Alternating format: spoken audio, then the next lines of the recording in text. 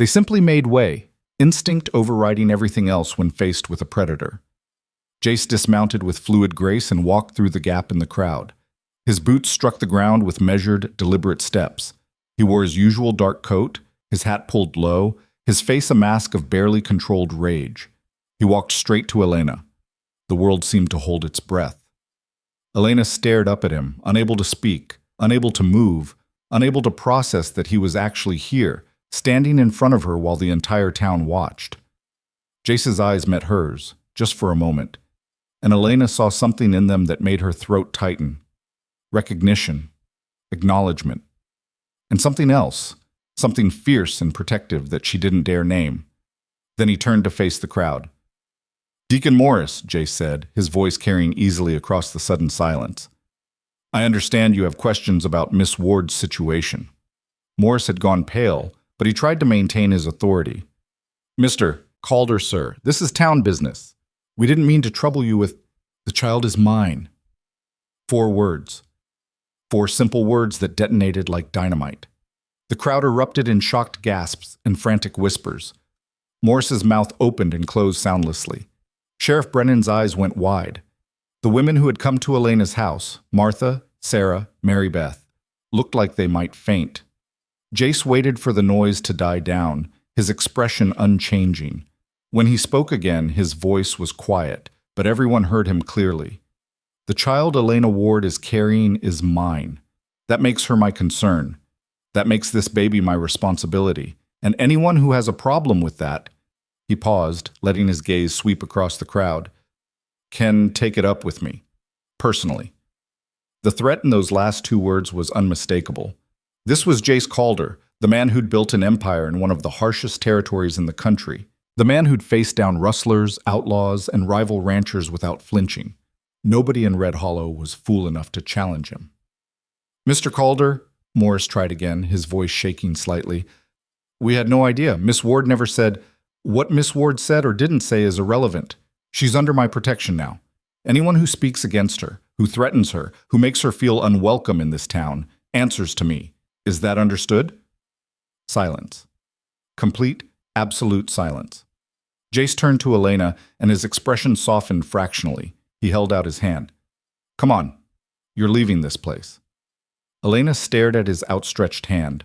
Part of her was screaming that this was real. This was happening. Jace Calder had just publicly claimed their child in front of the entire town. Another part of her was certain she was hallucinating, that stress and fear had finally broken her mind. "Elena." His voice was gentle now, meant only for her. "Trust me."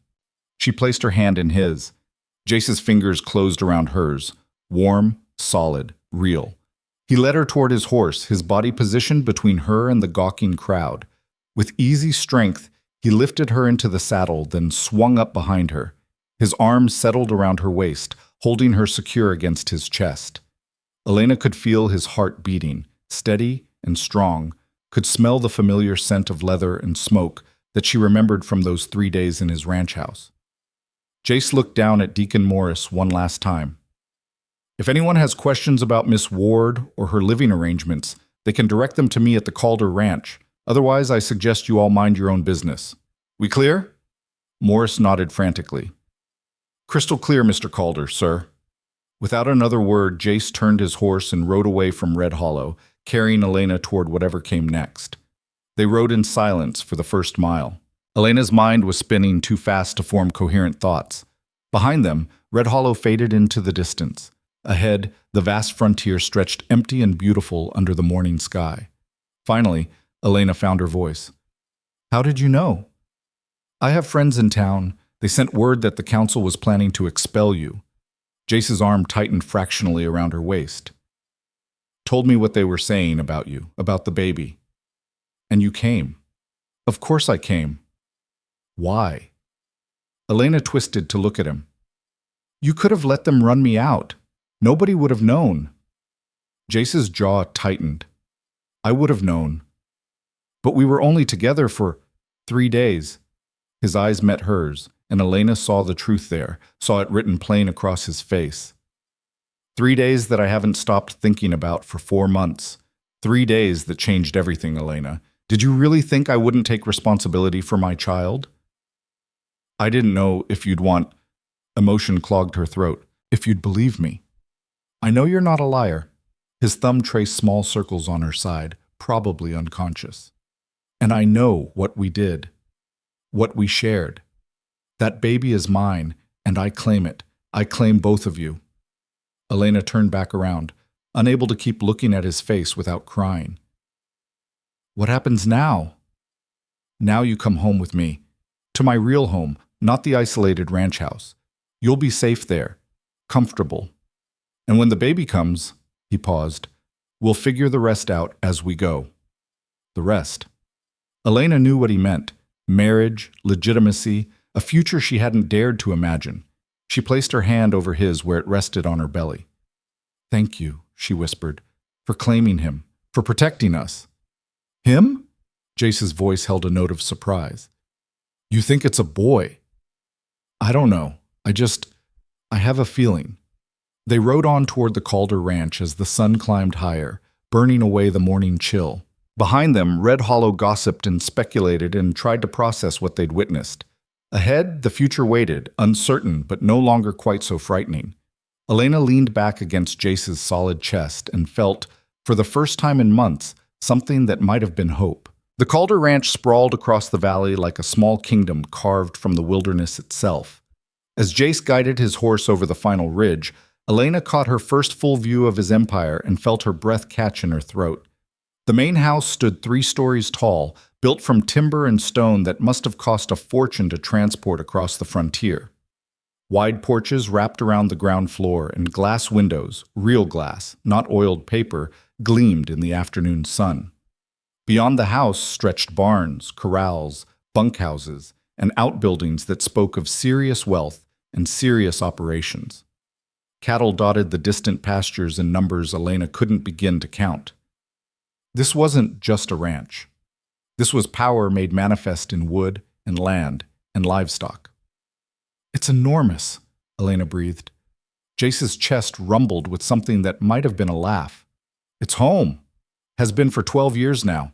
Built it up from nothing but scrubland and ambition.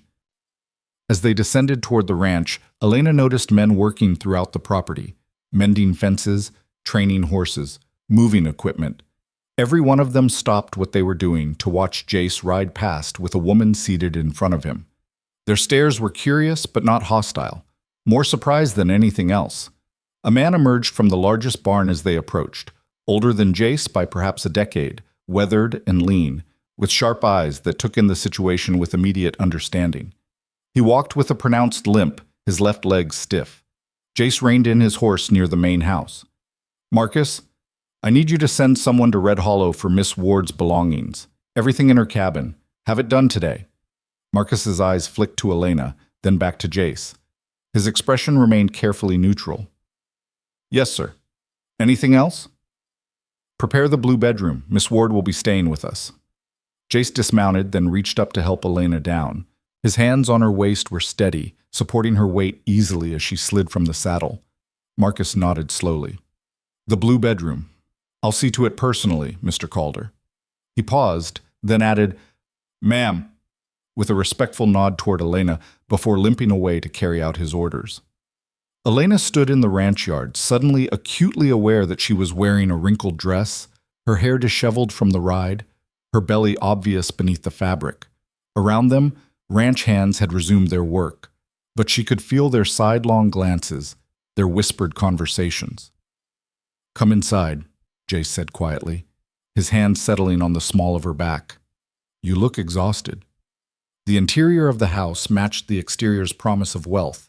The entry hall featured polished wood floors, a grand staircase with carved banisters, and paintings on the walls, actual oil paintings in gilded frames. A massive chandelier hung overhead, its crystals catching the light streaming through the windows. Elena had never been inside a house this fine. Even before her parents died, they'd lived modestly. This was the kind of home she'd only seen from a distance, wondering what it must be like to live surrounded by such luxury. A woman appeared from a side hallway, perhaps 50 years old, with iron gray hair pulled into a severe bun and a face that suggested she suffered fools poorly. She wore a simple but well-made dress with an apron, clearly someone who ran the household. "Mr. Calder," her voice was crisp, professional. "We weren't expecting you back until tomorrow." "Plans changed, Mrs. Reeves." Jace guided Elena forward with a gentle hand. "This is Miss Elena Ward. She'll be staying with us. The blue bedroom, Marcus is arranging it now. I want her comfortable."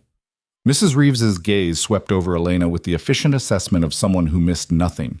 Her eyes lingered on Elena's belly for perhaps a heartbeat longer than strictly polite, but her expression remained professionally blank. "Of course, Mr. Calder. Miss Ward, welcome. I manage the household. If you need anything, you have only to ask." The words were correct, even warm, but Elena heard the questions underneath. Who was this woman? Why was she here? What exactly was her relationship to Jace Calder? "Thank you," Elena managed, feeling completely out of her depth. "Mrs. Reeves, have a bath drawn for Miss Ward, and prepare a meal. She needs to eat." Jace's tone made it clear these weren't requests. "I'll be in my study. When she's settled, let me know." He squeezed Elena's shoulder once, a brief, reassuring touch, then strode away down the hallway, leaving her alone with the housekeeper. Mrs. Reeves studied Elena for a long moment, then her expression softened fractionally. "You look ready to collapse, dear. Come with me. We'll get you cleaned up and fed, and you can rest. Questions can wait." Elena followed her up the grand staircase, down a hallway lined with more paintings and expensive rugs, to a door at the end. Mrs. Reeves opened it to reveal a bedroom that was larger than Elena's entire cabin had been. The walls were painted a soft blue, hence the name, Elena supposed, with white trim and curtains that matched. A massive four-poster bed dominated one wall, made up with what looked like down pillows and a thick quilt. A wardrobe stood against another wall, a dressing table with a mirror, two comfortable chairs by the window, and a door that led to a private bathing room. "I'll have the bath ready shortly," Mrs. Reeves said, moving through the room with brisk efficiency, opening curtains, checking that fresh linens were in the wardrobe. "In the meantime, there are robes in the wardrobe if you'd like to change. Your things from town should arrive within a few hours." Elena stood in the center of the room, feeling completely overwhelmed. This morning, she'd been facing exile from Red Hollow with nothing but the clothes on her back. Now she stood in a mansion, being offered baths and meals and bedrooms that belonged in magazines about wealthy Eastern families. "Mrs. Reeves," she said quietly, I'm not sure what Mr. Calder told you about my situation." The housekeeper paused in her bustling. "He told me you're to be treated as an honored guest. That's all I need to know, Miss Ward." "But Elena gestured helplessly at her belly. "I'm unmarried, pregnant. What the town thinks is the town's business." Mrs. Reeves's voice was firm but not unkind. "What happens in this house is Mr. Calder's business, and mine is to see that you're cared for. Now, would you prefer your bath very hot or just warm? With your condition, I'd recommend warm." The casual acceptance, the complete lack of judgment, made Elena's eyes sting with sudden tears. "Warm would be lovely. Thank you." Mrs. Reeves's expression gentled further. "You've had a difficult time, I think, but you're safe here. Mr. Calder is many things, but he protects what's his, and he's made it clear you're under his protection now." After the housekeeper left, Elena sank into one of the chairs by the window and looked out over the sprawling ranch. From this height, she could see the full scope of Jace's domain, thousands of acres rolling toward distant mountains, cattle grazing peacefully, men working with the efficient rhythm of a well-run operation. She placed both hands over her belly, feeling the baby flutter and kick. "Well, little one," she whispered, "your father just claimed us in front of the whole town. Now we're living in a mansion. I'm not sure whether to be terrified or grateful." The baby kicked again, as if offering an opinion. A knock at the door announced Mrs. Reeves's return. "Your bath is ready, Miss Ward. Take your time. I'll bring up a tray of food when you're finished." The bathing room featured a large copper tub, already steaming with warm water, scented with something floral that Elena couldn't identify. Expensive soap sat on a small table alongside thick towels. Elena undressed slowly, her body aching from the morning's tension and the long ride. Sinking into the warm water felt like heaven. She closed her eyes and let herself relax for the first time in what felt like weeks. The baby seemed to appreciate it too, settling down from its earlier acrobatics. Elena stayed in the bath until the water began to cool, scrubbing away not just the physical dirt of the journey, but somehow also the emotional grime of Red Hollow's judgment. When she finally emerged, she felt more human than she had in months. She wrapped herself in one of the robes from the wardrobe, silk, impossibly soft against her skin, and returned to the bedroom to find Mrs. Reeves had left a tray laden with food. Fresh bread, butter, sliced ham, cheese, fruit, and a pot of tea that smelled like bergamot. Elena ate mechanically at first, then with increasing hunger as her body reminded her she'd barely eaten in days. She was finishing the last of the bread when another knock came at the door. "Come in," she called, expecting Mrs. Reeves. Instead, Jace entered, and Elena's heart jumped at the sight of him. He'd removed his coat and hat, his dark hair slightly disheveled as if he'd been running his hands through it. His eyes found her immediately, scanning her face with an intensity that made her acutely aware she was wearing nothing but a robe. "You ate," he observed, noting the empty tray. "Good. Mrs. Reeves said you looked half-starved." "I'm fine," Elena said automatically, then amended, "Actually, I'm exhausted and overwhelmed, and I have about 1,000 questions, but I'm better than I was this morning." Jace moved into the room, pulling the door partially closed behind him, but not all the way. Maintaining propriety, Elena realized, even in his own home. He sat in the chair opposite hers, his large frame making the delicate furniture look somehow smaller. "Ask your questions," he said simply. Elena took a breath. "Why did you really come? And don't tell me it was just responsibility. You could have sent money, could have arranged for me to go somewhere else, start over with enough funds to survive, but instead you claimed the baby publicly, brought me here, announced to the entire town that I'm under your protection. Why?" Jace was silent for a long moment, his gray eyes studying her face. When he finally spoke, his voice was quiet but steady. "Because when Marcus's son wrote in yesterday with news that Red Hollow was planning to expel you, I felt something I haven't felt in years. Rage. Pure, murderous rage at the thought of them driving you out, forcing you into danger because of something I did." He leaned forward, elbows on his knees. "Those 3 days we spent together, they weren't nothing to me, Elena. I sent you away because I thought you deserved better than a hard man with a bloody past. But I never stopped thinking about you. And when I learned you were carrying my child, facing exile because I was too much of a coward to—" "You're not a coward," Elena interrupted. "I was about this." His jaw tightened. "I should have come to town sooner, should have checked on you. Instead, I stayed away, telling myself it was better for you if I kept my distance. And you paid the price for my cowardice." Elena reached across the space between them and took his hand. His fingers were rough, calloused from years of hard work, but they closed around hers with surprising gentleness. "You came when it mattered," she said softly. "That's what counts." "I should have been there before it got that bad." Anger flashed in his eyes. Not at her, Elena realized, but at himself. "You should never have had to face their judgment alone." "Well, I'm not alone anymore." She squeezed his hand. "So what happens now? I'm here, in your house, and the whole territory knows about the baby. What are your plans?" Jace met her gaze directly. "I want to marry you. Make this right. Give the child my name legitimately." Elena's heart stuttered. "You don't have to marry me just because—" "I'm not marrying you because I have to." His thumb traced circles on her palm, the gesture unconscious and intimate. "I'm asking because I want to. Because you're carrying my child, yes, but also because those 3 days we spent together were the most honest, most real days I've had in longer than I can remember. I want more of that, more of you." "Jace," Elena felt tears prick her eyes again. "I don't know anything about being the wife of a cattle baron.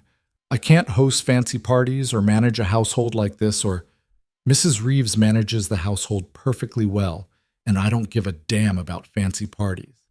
He reached up to cup her cheek, his touch achingly gentle. "I just want you. Safe. Here. With me. What if I'm terrible at it? What if I embarrass you in front of your business associates or— Elena." He said her name like a command and a caress at once. "The only way you could embarrass me is if you weren't yourself. I don't want some polished society woman. I want the woman who argued with me about books by the fireplace, who laughed at my terrible jokes, who looked at me like I was just a man, not a legend or a threat or a means to wealth. Elena searched his face, looking for doubt or hesitation or any sign that he was just doing the honorable thing. All she saw was certainty and something deeper, something that looked almost like tenderness. "Then yes," she whispered. "I'll marry you." Jace's expression transformed. For a moment, the hard lines of his face softened into something almost boyish with relief and pleasure. Then he stood, pulling her gently to her feet, and kissed her. It was different from their desperate kisses during the storm, slower, sweeter, a promise rather than a claim. His hands framed her face carefully, as if she were something precious that might break.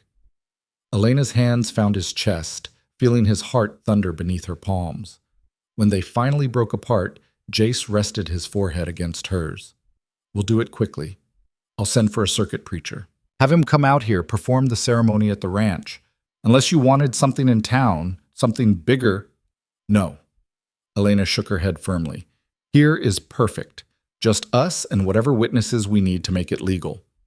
Marcus and Mrs. Reeves can stand witness." Jace stepped back slightly, though he kept one hand on her waist. "I'll send riders out tomorrow to find the preacher. With luck, we can be married within the week." The week passed in a blur of activity and adjustment. Elena's belongings arrived from Red Hollow, a pitiful collection that barely filled 2 crates. Mrs. Reeves helped her settle them into the wardrobe and drawers of the blue bedroom, her practical hands making quick work of the organization. "Mr. Calder mentioned you do fine sewing work," the housekeeper said as they arranged Elena's few dresses. "The hands are always needing mending, and Mr. Calder himself could use someone to take proper care of his clothes. He's terrible about wearing things until they're practically falling apart." Elena smiled at the image of the formidable Jace Calder stubbornly wearing threadbare shirts. "I'd be happy to help. I need to earn my keep somehow." "You're earning it by making Mr. Calder smile again." Mrs. Reeves said it matter-of-factly, but there was warmth in her eyes. "He's been different since you arrived. Lighter, somehow. I've worked for him 8 years, and I've never seen him quite like this." Over the following days, Elena began to learn the rhythms of the ranch. She woke to the sound of men heading out to work at dawn, the lowing of cattle, the neighing of horses. Mrs. Reeves brought breakfast to her room initially, but Elena insisted on coming down to the dining room, refusing to be treated like an invalid.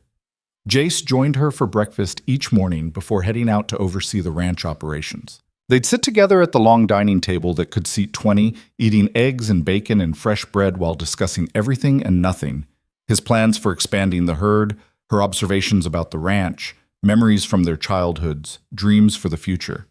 It felt domestic and strange and wonderful all at once. Marcus became a constant presence as well, Jace's right-hand man, the person who kept the entire operation running smoothly.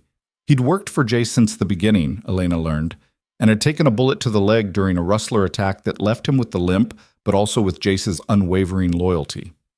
"Mr. Calder saved my life that day," Marcus told Elena one afternoon as she mended a torn saddle blanket on the front porch. "Carried me 5 miles to the doctor while bleeding from his own wounds. Been with him ever since." "He seems to inspire loyalty," Elena observed. Marcus nodded slowly. "He's a hard man, ma'am. Fair, but hard. Expects a lot from his people, but he's also the kind of man who'll stand between you and a bullet without thinking twice. That kind of loyalty runs both ways." The ranch hands remained wary of Elena at first, polite but distant, clearly uncertain about this mysterious woman their boss had brought home. But Elena won them over gradually, the same way she'd survived in Red Hollow, through quiet competence and genuine kindness. She mended their torn shirts and worn pants, refusing payment but accepting their gratitude. She helped Mrs. Reeves in the kitchen when the housekeeper was overwhelmed preparing meals for the hands. She learned their names, asked about their families, treated them like people rather than servants. And slowly, the wariness transformed into respect. The preacher arrived on the 6th day, a traveling minister named Reverend Walsh, who served the scattered ranches and small towns across the territory. He was an older man with kind eyes and a weathered face, someone who'd clearly seen enough of life not to judge too harshly. "Mr. Calder," he said, shaking Jace's hand firmly. "Good to see you again. And this must be Miss Ward." Reverend, Elena curtsied slightly, feeling nervous suddenly. This was really happening. She was really about to marry Jace Calder. I understand you two are eager to formalize your union, Walsh said with a knowing smile. That's wise, given the circumstances. Shall we proceed tomorrow morning? Give you time to prepare? Tomorrow morning is perfect, Jace confirmed. That evening, Elena sat in her room trying to calm her racing thoughts. She had no wedding dress, no family to attend, no grand celebration planned. Tomorrow she would marry a man she'd known intimately for only 3 days, a man who'd claimed her child and offered her safety and asked for her hand not out of obligation but out of genuine want. It was terrifying and thrilling in equal measure. A soft knock came at her door. "Come in," Elena called. Mrs. Reeves entered carrying a dress draped over her arms, a beautiful creation in deep blue silk with lace at the collar and cuffs. "I thought you might want something special to wear tomorrow. This was made for me years ago, before—" She gestured vaguely at her broader figure. "Before I grew into my cooking, let's say. It should fit you, with a few quick adjustments for your condition." Elena stood, touching the silk reverently. "Mrs. Reeves, this is beautiful. I couldn't—" "You can and you will. Every bride deserves something lovely to wear, and blue suits you better than it ever suited me anyway." The housekeeper's eyes were suspiciously bright. "Let's try it on and see what needs adjusting." The dress fit remarkably well, needing only minor alterations to accommodate Elena's belly. Mrs. Reeves pinned and tucked with expert hands, then stepped back to admire the effect. "You'll be a beautiful bride," she said softly. "Mr. Calder is a lucky man." Elena looked at her reflection in the mirror, at her dark hair falling loose around her shoulders, at the blue dress that made her skin glow, at the curve of her belly that showed the evidence of the child she carried. She looked different from the frightened, isolated woman who'd opened her door to Sheriff Brennan what felt like a lifetime ago.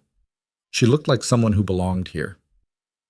The wedding took place the next morning on the front porch of the main house, with the vast ranch land spreading out behind them like a cathedral built by nature itself. Marcus and Mrs. Reeves stood as witnesses, along with 3 of the senior ranch hands who Jace trusted most. Elena wore the altered blue dress with her hair arranged simply, a few wildflowers that Mrs. Reeves had picked woven through the dark strands. She carried no bouquet. It seemed unnecessary when the whole frontier was blooming around them. Jace wore his finest suit, black with a white shirt, his dark hair combed back, his jaw freshly shaved. He looked simultaneously dangerous and distinguished, like a gentleman who could quote poetry one moment and face down outlaws the next. When Elena stepped onto the porch and saw him waiting for her, his eyes tracking her approach with unmistakable heat and tenderness, her breath caught in her throat. Reverend Walsh smiled at them both. "Shall we begin?" The ceremony was simple and brief. No grand speeches, no lengthy rituals, just the essential words that would bind them together legally and morally in the eyes of the law and anyone who cared about such things. "Do you, Jace Calder, take this woman to be your lawfully wedded wife?" "I do." His voice was steady, certain. "And do you, Elena Ward, take this man to be your lawfully wedded husband?" Elena looked into Jace's gray eyes and saw her future reflected there, uncertain in its details but solid in its foundation. "I do." "Then by the power vested in me, I pronounce you husband and wife. Mr. Calder, you may kiss your bride." Jace stepped forward and cupped Elena's face in his hands, his thumbs brushing across her cheekbones. Then he kissed her, thorough and claiming, and somehow still gentle, a kiss that promised everything and demanded nothing. When they broke apart, the small gathering applauded. Mrs. Reeves dabbed at her eyes with a handkerchief. Marcus grinned, a rare expression on his usually stoic face. "Welcome to the family, Mrs. Calder," he said, shaking Elena's hand warmly. Mrs. Calder. Elena Ward was gone. In her place stood Elena Calder, wife of the most powerful rancher in 3 counties, mother-to-be of his child, mistress of this sprawling empire. The enormity of it threatened to overwhelm her, but then Jace's hand found hers, steady and warm, and Elena remembered that she didn't have to face any of this alone. Mrs. Reeves had prepared a wedding breakfast, far more elaborate than necessary for such a small gathering, but clearly the housekeeper's way of celebrating. There was fresh bread and butter, eggs cooked 3 different ways, bacon and sausage, fruit preserves, coffee, and tea. They ate on the front porch, the morning sun warm on their faces, conversation flowing easily.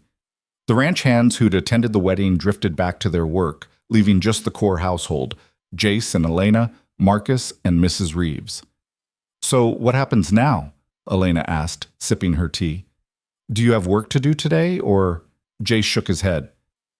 "Marcus can handle things for one day. Today is ours." Marcus nodded agreement. "The north pasture fence can wait. The cattle aren't going anywhere. You two should enjoy your wedding day." After breakfast, Jace took Elena's hand and led her away from the main house, across the ranch yard toward a path that wound up into the hills behind the property.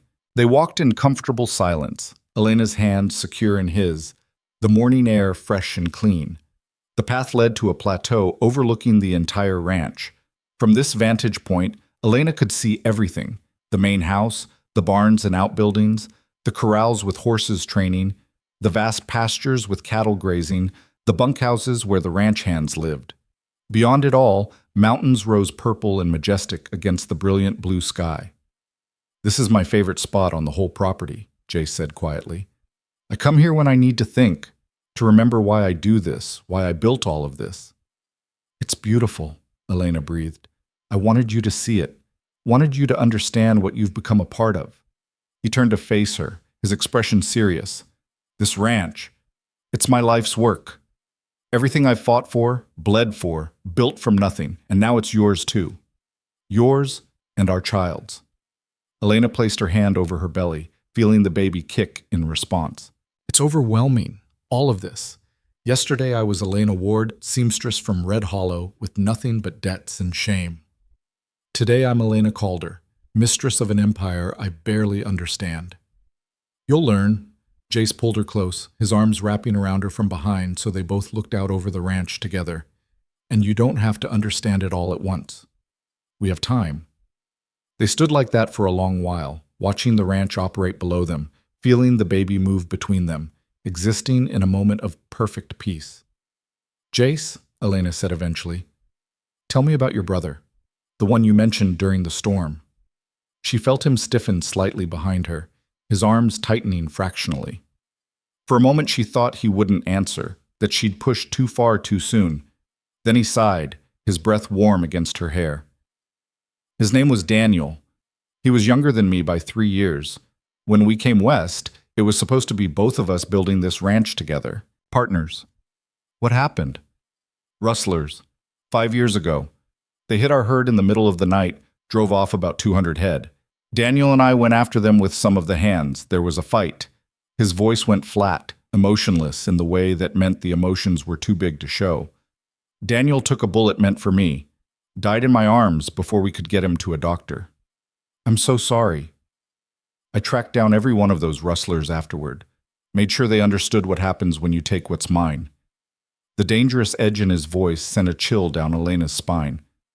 "That's when people started calling me hard, cold, ruthless. And they weren't wrong. I became all those things." Elena turned in his arms to face him. "You're not just those things. You're also the man who saved my life in a storm, who reads poetry and makes terrible jokes, who claimed his child publicly rather than let me face exile alone." Jace's expression softened. "You see me differently than most people do. Maybe that's because you let me see the real you, not the legend, just the man." He kissed her forehead, tender and sweet. "I'm glad I found you in that storm," Elena called her. "Glad fate or luck or whatever force governs the universe brought us together." "Me too." They walked back to the ranch house hand in hand, their future stretching before them full of uncertainty but also possibility. That night, for the first time, Elena shared Jace's bed, not as a guest or a temporary companion, but as his wife. He undressed her slowly in the lamplight, his hands reverent as they traced the changes pregnancy had made to her body. "You're beautiful," he murmured against her skin. "So damn beautiful." "I'm huge," Elena protested weakly. "You're carrying my child. That makes you perfect." Their lovemaking was different from that desperate night during the storm, slower, more tender, full of unspoken promises and careful consideration of her condition. Afterward, Elena lay wrapped in Jace's arms, her head on his chest, listening to his heartbeat slow. "Are you happy?" Jace asked quietly into the darkness. Elena thought about everything that had led to this moment, the judgment of Red Hollow, the fear of exile, the desperate uncertainty of pregnancy alone. And then she thought about this, about lying safe and warm in the arms of a man who'd claimed her publicly, who'd married her without hesitation, who touched her like she was precious. "Yes," she whispered. "I'm happy." She felt him relax beneath her, tension she hadn't realized he was carrying draining away. "Good, that's all I want. Your happiness and safety." Elena drifted towards sleep, listening to the steady rhythm of his breathing, feeling more secure than she had in months. Outside, the frontier wind whispered through the ranch, carrying away the last remnants of her old life and replacing it with something new, something that felt remarkably like home. The weeks following the wedding settled into a rhythm that felt both foreign and natural to Elena. She woke each morning to find Jace already dressed, standing by the window watching the sunrise paint the ranch in shades of gold and amber. He'd turn when he heard her stir, cross the room to kiss her forehead, then head downstairs to begin his day. Elena would follow more slowly, her growing belly making movement increasingly cumbersome, and join him for breakfast before he rode out to oversee the endless work that running an empire required. Life as Mrs. Jace Calder carried expectations Elena hadn't anticipated. Ranch hands' wives began calling at the house, bringing small gifts and obvious curiosity. Neighboring ranchers sent invitations to dinners and social gatherings, clearly eager to meet the mysterious woman who'd captured the territory's most eligible bachelor. Supply merchants from the nearest town adjusted their prices downward when they learned she was Jace Calder's wife, suddenly finding the best cuts of meat and finest fabrics available for the lady of the Calder ranch. Elena navigated it all with the same quiet competence she'd used to survive Red Hollow's cruelty, but the attention exhausted her. She wasn't built for society, for the careful dance of who ranked above whom, for the coded language of frontier respectability. "You don't have to see anyone you don't want to see," Jace told her one evening after she'd endured a particularly tedious visit from 3 ranchers' wives who'd spent 2 hours discussing absolutely nothing of substance. "Just tell Mrs. Reeves to turn them away." "I can't do that. They're your neighbors, your business associates' families.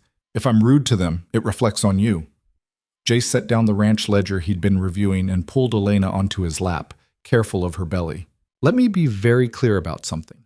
I don't give a damn what those women think of you or me or this marriage. You're my wife. That's the only thing that matters. If entertaining vapid social calls makes you miserable, stop doing it." Elena leaned her head against his shoulder, breathing in the familiar scent of leather and smoke that clung to him. "It's not that simple. There are expectations. There are always expectations. Doesn't mean we have to meet them." His hand rested on her belly, fingers splayed wide. "How's he doing today?" "Active. I think he's practicing for a career as a prize fighter."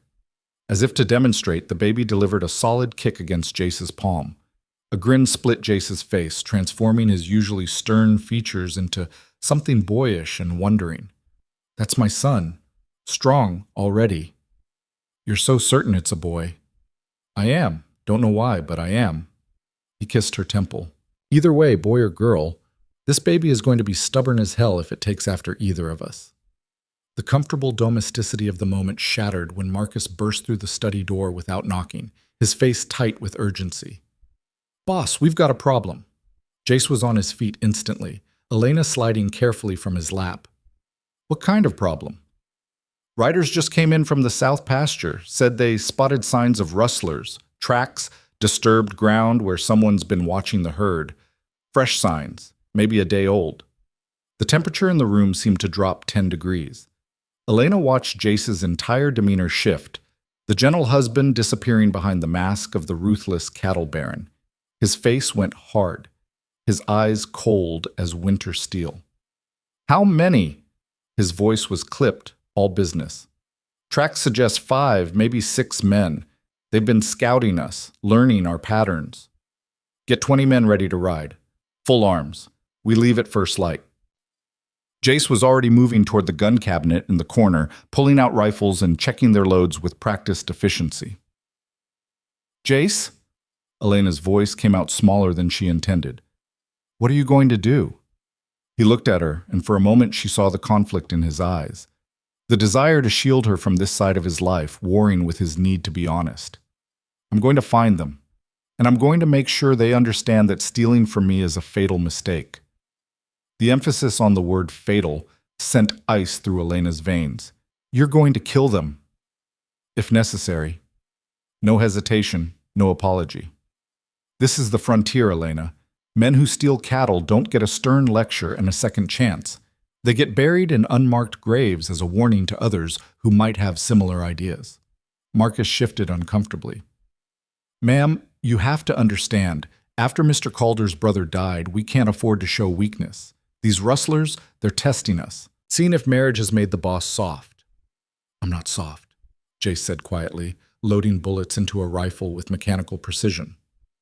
And anyone who thinks otherwise is going to learn different real quick. Elena pressed a hand to her belly, feeling the baby kick again as if sensing her distress. She'd known intellectually that Jace was dangerous, that his reputation was built on violence and ruthlessness. But knowing it and watching him prepare to ride out and potentially kill men were two very different things. How long will you be gone? She struggled to keep her voice steady. Could be a few days, could be a week. Depends on how far they've gotten and how smart they are about running. Jace finished with the rifles and turned to face her fully. Marcus will stay here with 10 men. The ranch will be protected. You'll be safe. I'm not worried about me. I'm worried about you. Something flickered in his eyes. Surprise, maybe, or tenderness. He crossed to her and cupped her face in his hands. I've been doing this a long time, Elena. I know how to handle rustlers. That's not comforting. Your brother knew how to handle them too. The mention of Daniel made Jace's jaw tighten, which is exactly why I don't take chances. I'll come back. I promise you that. He kissed her then, hard and demanding, like he was claiming her one last time before riding into danger. When he pulled back, his thumb traced her lower lip. Go to bed. Get some rest. I'll come say goodbye before we leave at dawn. Elena wanted to argue, to beg him not to go, to insist there had to be another way, but she saw the set of his shoulders, the cold determination in his eyes, and knew that nothing she said would change his mind. This was who Jace Calder was, a man who protected what was his with absolute ruthlessness. She'd married him knowing this. She couldn't ask him to be someone else now. That night, Elena lay awake listening to the sounds of preparation in the ranch yard below. Men's voices, horses being readied, the metallic click of weapons being loaded and checked. Jace didn't come to bed until well past midnight, and when he did, he moved quietly, trying not to wake her. I'm awake, Elena said softly. He paused in the darkness, then came to sit on the edge of the bed. Elena could barely make out his silhouette against the window. You should be sleeping. You need rest. So do you. You're riding out in a few hours. I've functioned on less sleep and in worse conditions. His hand found hers in the darkness, fingers intertwining. Elena, I need you to understand something.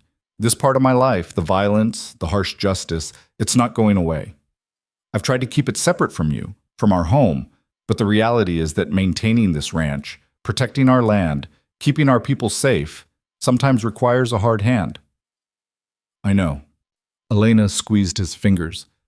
I knew what I was marrying into. I'm not going to fall apart because you have to deal with criminals. You're stronger than you give yourself credit for. He brought her hand to his lips, kissing her knuckles. Most women would be hysterical right now, begging me not to go. Would it work if I begged? No, but it would make leaving harder. Elena sat up, the bulk of her belly making the movement awkward. She reached for Jace in the darkness, finding his face, tracing the hard line of his jaw. Then I won't beg. I'll just tell you to be careful and come home safe, because this baby needs a father, and I need my husband. Jace pulled her close as her belly would allow, and held her with a fierce intensity that spoke louder than words.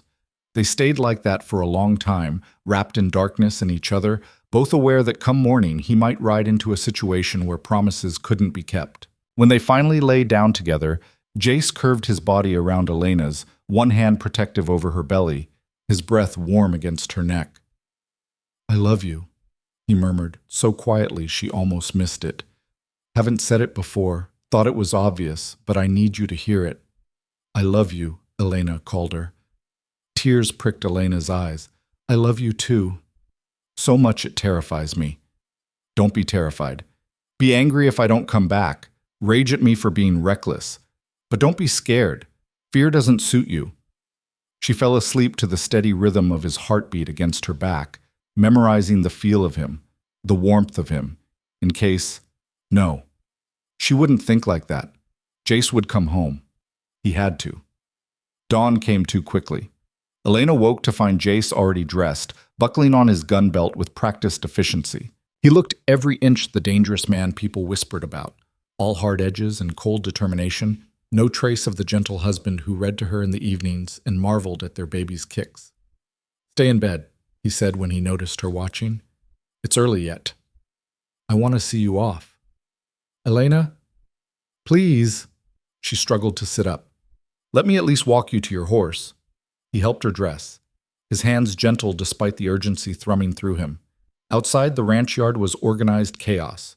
20 mounted men, all armed, all wearing the same grim expressions. These weren't cowboys. They were soldiers preparing for war. Marcus sat his horse near the front, his rifle across his saddle, his face set in hard lines. He nodded to Elena. We'll bring him back safe, Mrs. Calder. You have my word. Jace's stallion stood ready, dancing slightly with eagerness to run. Jace swung into the saddle with fluid grace, then looked down at Elena. In the pale dawn light, his face was shadowed, unreadable. 2 weeks, he said. If we're not back in 2 weeks, send word to the territorial marshal, but we will be back. 2 weeks, Elena repeated, committing it to memory. I'll count every day. He leaned down from the saddle, and Elena stretched up to meet him. Their kiss was brief but fierce, a wordless promise exchanged in front of 20 witnesses who tactfully looked elsewhere. Then Jace straightened, raised one hand in signal, and the entire group thundered out of the ranch yard in a cloud of dust and determination. Elena stood watching until they disappeared over the far ridge, her hand pressed to her belly, her heart in her throat. Mrs. Reeves appeared at her elbow, a shawl in hand. Come inside, dear. The morning air is chilly, and you shouldn't be standing so long in your condition. Elena allowed herself to be led back into the house, but she felt hollow, scraped clean by fear and worry. The house seemed too large, too empty without Jace's presence filling it. The days that followed were an exercise in patience and terror. Elena tried to maintain her normal routine, sewing, helping Mrs. Reeves, managing the small aspects of household affairs that fell to her as the mistress of the ranch. But everything felt muted, colorless, like she was moving through water instead of air. The 10 men Jace had left behind maintained vigilant watch, rotating patrols around the property at all hours. Their presence should have been comforting, but instead it reminded Elena constantly that there was danger out there, that Jace was riding toward it with purposeful intent. On the third night, a fierce storm rolled across the territory. Elena stood at the window of the bedroom she now shared with Jace, watching lightning split the sky, remembering another storm, another night when circumstances beyond her control had thrown them together. Please be safe, she whispered to the lightning-lit darkness. Please come home. The baby kicked hard, as if offering reassurance or sharing her anxiety. Elena pressed both hands to her belly. Your father is out there somewhere, little one, tracking dangerous men through this storm. We have to believe he's all right. We have to. Mrs. Reeves knocked softly and entered with a tea tray. Thought you might want something warm. Thunder always sounds worse from up here in the high rooms. Thank you. Elena accepted the tea gratefully, wrapping her hands around the cup's warmth. Mrs. Reeves, how often does Jace do this? Right out after rustlers? The housekeeper settled into the chair by the window, her weathered face thoughtful. Often enough. This ranch didn't build itself, and it didn't survive by being soft on thieves. In the early years, before you came, Mr. Calder rode out at least once a month, sometimes more. There were men who thought they could take what he'd built, carve off pieces of his land, steal his cattle. They all learned different. Did he kill them? All of them? The ones who fought back, yes. The ones who ran fast enough and far enough, they got to keep breathing. Mrs. Reeves met Elena's eyes steadily. You're wondering what kind of man you married, Whether the gentle husband you know is real or just a mask for the monster people whisper about. I know he's capable of violence. I didn't have to confront it directly before. Mr. Calder is both men, dear. He's the one who reads you poetry and the one who puts bullets in rustlers without hesitation. The frontier doesn't allow for soft men. It breaks them or kills them. Your husband survived by being harder than the land, meaner than the competition, more ruthless than anyone who challenged him. But that doesn't mean he's incapable of gentleness. You've seen that yourself. Elena sipped her tea, processing this. How do I reconcile those two sides of him? You don't have to reconcile them.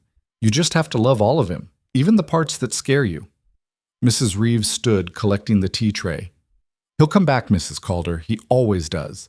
That man is too stubborn to die, especially now that he has you and a baby to come home to. The days crawled past with agonizing slowness. Day 4 became day 5, became day 6. Elena threw herself into work to keep from going mad with worry. She reorganized the entire linen closet, mended every piece of torn clothing in the household, even attempted to help with the cooking despite Mrs. Reeves's protests. On day 7, one of the patrol riders came galloping into the ranch yard with news that made Elena's blood run cold. He'd spotted smoke on the far horizon, too much smoke to be a campfire. Something was burning. The ranch erupted into controlled chaos. The remaining men debated whether to ride toward the smoke, whether it was a signal from Jace's party or a diversion from the rustlers. Elena stood on the porch, one hand pressed to her belly, the other gripping the railing so hard her knuckles went white. "We should send riders," she said, her voice cutting through the debate. "At least 3 men, well armed. They can scout and report back." The men looked at her, surprised. One of them, a veteran hand named Thompson, nodded slowly. "The lady's right. We can't just sit here guessing. I'll take Mitchell and Barnes. We'll ride out, see what's burning, and be back by nightfall." They left within the hour. Elena retreated to the house, unable to watch more people ride into potential danger.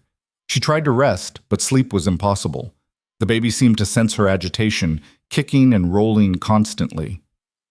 Nightfall came with no sign of Thompson's party. Elena paced the downstairs parlor despite Mrs. Reeves's gentle suggestions that she rest her feet.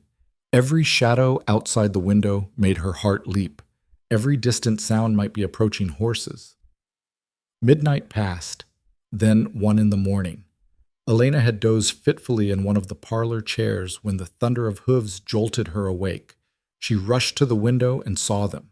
Not 3 riders, but dozens.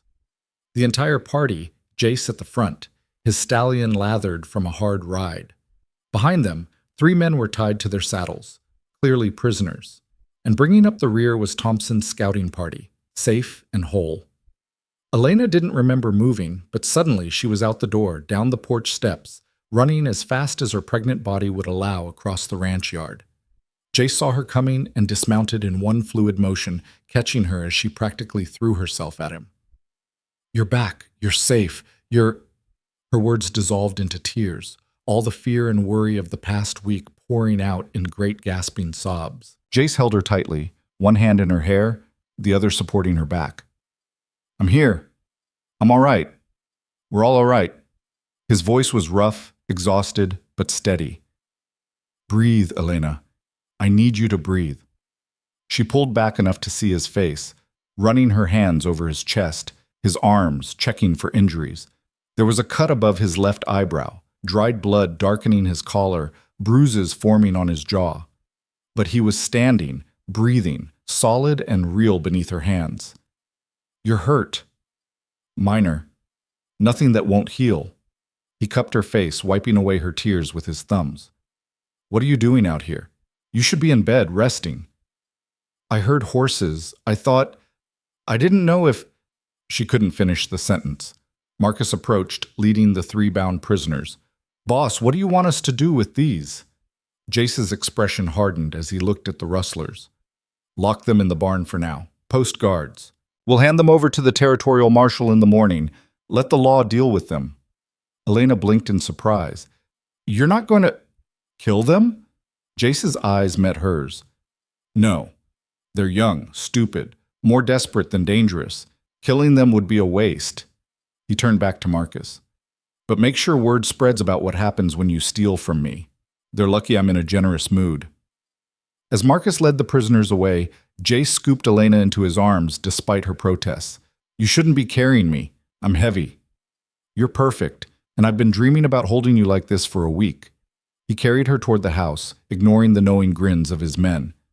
Let them stable the horses and get some food. I need to see my wife properly.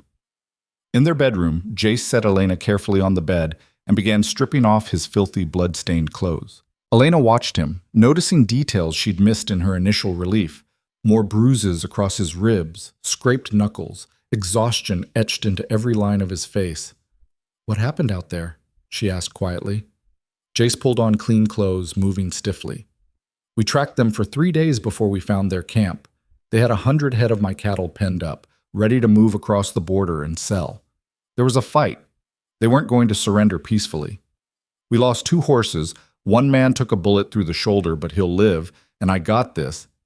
He gestured to his battered face, courtesy of a rifle butt when I wasn't paying attention. And the smoke we saw? We burned their camp, made sure they understood they couldn't come back, couldn't try this again. He sat on the bed beside her, taking her hand. The 3 we brought back are the leaders, the rest scattered into the territory. They won't be a problem anymore. Elena studied his face, seeing the weariness there, the weight of command and violence that he carried. Why didn't you kill them? The leaders? Jace was quiet for a long moment. Because I looked at them and saw kids, barely 20 years old, trying to make a quick fortune by stealing rather than working. And I thought about our baby, about the world he's going to grow up in. And I wondered if maybe it was time to be something other than the monster everyone expects me to be. You're not a monster. I've done monstrous things, Elena. We both know that. But maybe... He placed his hand over her belly, feeling their child move beneath his palm. Maybe I can be something different going forward. Still hard when I need to be, still protective, but not quite so quick to kill. Elena covered his hand with hers, pressing it more firmly against her belly. You came back. That's all that matters. I promised I would. He leaned forward and kissed her, slow and sweet, a homecoming after too long apart. When he pulled back, his eyes were serious. I love you, and I'm sorry I scared you. I love you too, and if you ever leave me for a week again without better communication, I'll shoot you myself. A tired laugh rumbled through his chest. Yes, ma'am. Now can we please get some sleep? I haven't had a full night's rest in 7 days, and I'd really like to spend the next 12 hours unconscious with my wife in my arms. They lay down together, Elena's back to Jace's chest, his arms secure around her waist, his hand splayed protectively over their baby. Outside, the ranch settled back into its normal rhythms. The crisis was over. The threat was dealt with. Life could resume. But something had shifted during those 7 days. Elena had confronted the reality of Jace's dangerous life directly, had felt the terror of waiting and not knowing. And Jace had made a choice to show mercy when violence would have been easier, had chosen a different path because of the family he was building. They were changing each other, Elena realized as she drifted towards sleep, making each other better, stronger, more whole. The frontier was still harsh and unforgiving, their life still carried risks and dangers. But they were facing it together now, and that made all the difference. The next morning, Elena woke to find Jace already up, dressed, and looking substantially more rested despite only a few hours of sleep. He was standing by the window, watching 3 riders escort the bound rustlers off the ranch property, heading toward the territorial marshal's office. You really let them live, Elena said softly. Jace turned to her, a small smile playing at his lips. I did. Marcus thinks I'm going soft. The men are placing bets on how long before someone else tries their luck, thinking marriage has made me weak. And has it? No, it's made me selective. There's a difference. He crossed to the bed and sat beside her. How are you feeling? How's our son? Active. I think he knows his father is home. She guided Jace's hand to where the baby was kicking enthusiastically. See? Wonder crossed Jace's face, the same expression he got every time he felt the baby move. Strong. He's going to be a fighter. Like his father. Hopefully smarter than his father, less reckless. Jace leaned down and pressed a kiss to Elena's belly, speaking directly to their child. You hear that? You're going to be better than me, smarter, kinder, more patient, all the things I'm not. Elena ran her fingers through his hair, touched by the tenderness in his voice. You're plenty of good things. Don't sell yourself short. A knock at the door interrupted them. Mrs. Reeves' voice called through. Mr. Calder, there are visitors. Say they're from Red Hollow. Jace's expression hardened instantly. Tell them, wait, Elena interjected. Who specifically? Did they give names? Sheriff Brennan and Deacon Morris, ma'am. Elena and Jace exchanged glances. What could they possibly want? She wondered aloud. Only one way to find out. Jace stood, his hand instinctively moving toward where his gun belt would normally hang. Though if they've come to cause problems, let's at least hear them out before you threaten anyone. Elena struggled to sit up. Help me get dressed. If they're here to see us, they're going to see us together. 20 minutes later, they descended the stairs side by side, a united front. Sheriff Brennan and Deacon Morris stood in the entry hall, both looking uncomfortable and out of place in the grand house. They held their hats in their hands, shifting their weight from foot to foot like schoolboys called before the headmaster. Sheriff, Deacon. Jace's voice was cold, unwelcoming.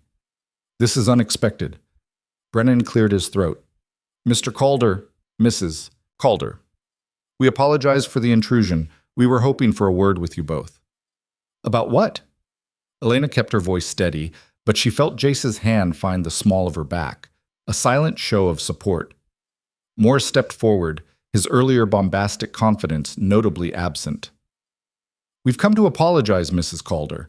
The town council met last week and we discussed the way we treated you before your marriage. It was wrong. Unchristian. We allowed gossip and judgment to override basic human decency. Elena stared at them, speechless. This was not what she'd expected. Brennan nodded agreement. We were harsh with you, ma'am.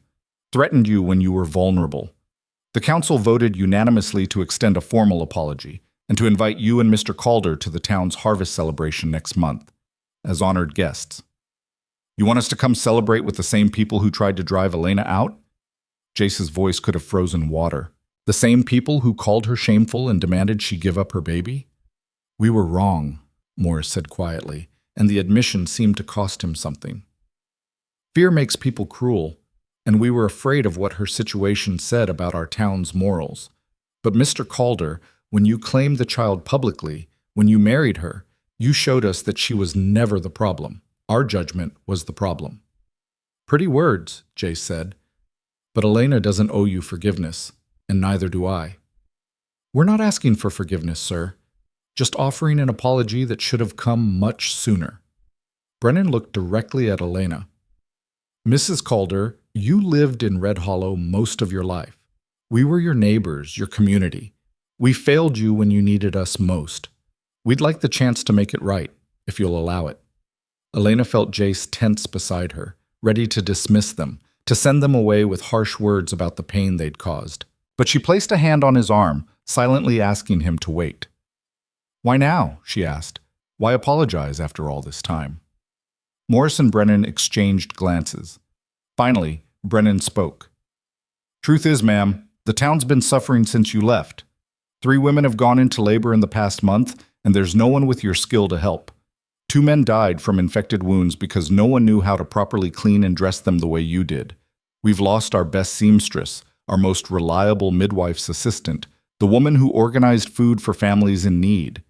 We didn't realize how much you did for Red Hollow until you were gone.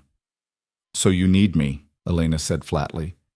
This isn't about making amends. It's about wanting my services back. It's both, Morris admitted. We need you, yes, but we also genuinely regret how we treated you. You were one of us, and we threw you away like trash. That's not who we want to be. Elena looked up at Jace, seeing the cold fury still simmering in his eyes.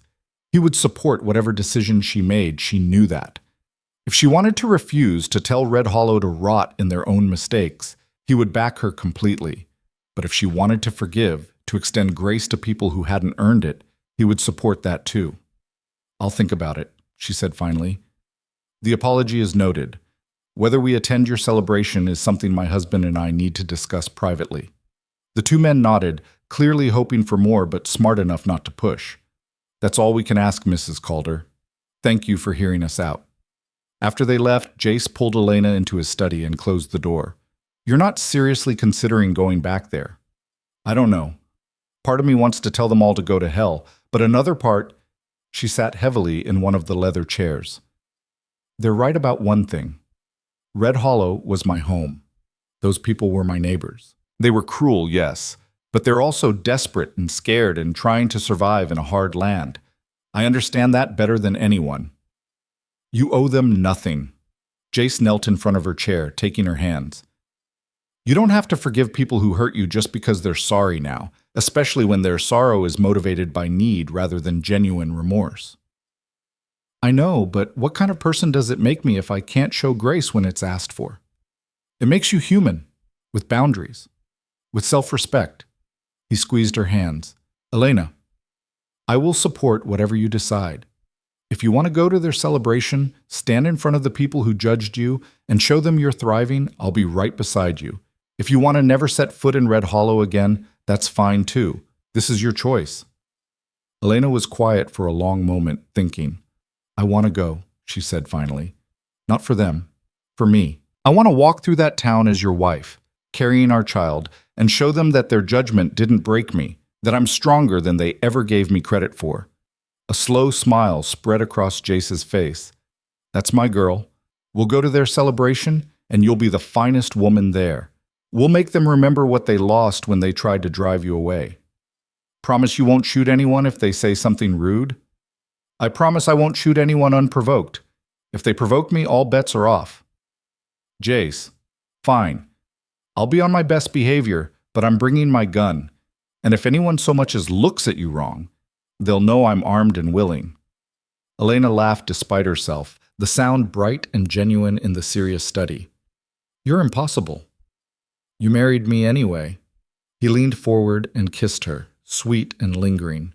"Now, what do you say we forget about Red Hollow for the rest of the day and focus on more important things?" "Like what?" "Like the fact that our son is going to be here in less than 2 months, and we haven't prepared a nursery. Mrs. Reeves has been dropping hints for weeks." They spent the afternoon going through the house, debating which room would make the best nursery. Elena favored one near their bedroom, close enough to hear the baby, but separate enough to maintain some privacy. Jace wanted to convert his study, claiming he could work from the ranch office, and the baby needed the space more than he needed a private retreat. In the end, they compromised on a sunny room between their bedroom and Jace's study, with windows overlooking the front pastures and enough space for a crib, a rocking chair, and all the mysterious items Mrs. Reeves insisted were essential for caring for an infant. As the sun set and they stood together in the empty room that would soon hold their child, Elena felt a contentment settle over her that had nothing to do with the luxury of the house or the wealth Jace provided. It came from this, from planning a future together, from building a life that was theirs alone, from the simple certainty that whatever challenges lay ahead, they would face them side by side. "We're going to be good at this," she said softly, more to herself than to Jace. He wrapped his arms around her from behind, his hands resting on her belly. "At what? Parenting?" "At everything. Marriage, raising a child, building a life on the frontier, all of it." "You sound very certain." "I am. Because we chose this, Jace. We chose each other, and that choice is going to carry us through whatever comes next." He kissed her temple, holding her as the last light faded from the sky and the ranch settled into evening quiet around them. And in that moment, Elena felt the truth of her own words settle into her bones. They were going to be all right, more than all right. They were going to be extraordinary. The weeks following Sheriff Brennan's visit passed in a haze of preparation and anticipation. Elena's belly had grown to the point where simple tasks like putting on shoes required assistance, and Jace had taken to hovering like an anxious hawk whenever she attempted anything more strenuous than sitting in a chair. Mrs. Reeves fussed constantly, insisting Elena rest more, eat more, do less of everything except grow the baby that seemed determined to make its presence known through increasingly vigorous kicks and rolls. The nursery transformed from an empty room into something that resembled a small kingdom dedicated to their unborn child. Jace had ridden to the nearest city and returned with a carved cradle made from cherry wood, so finely crafted that Elena had gasped when she saw it.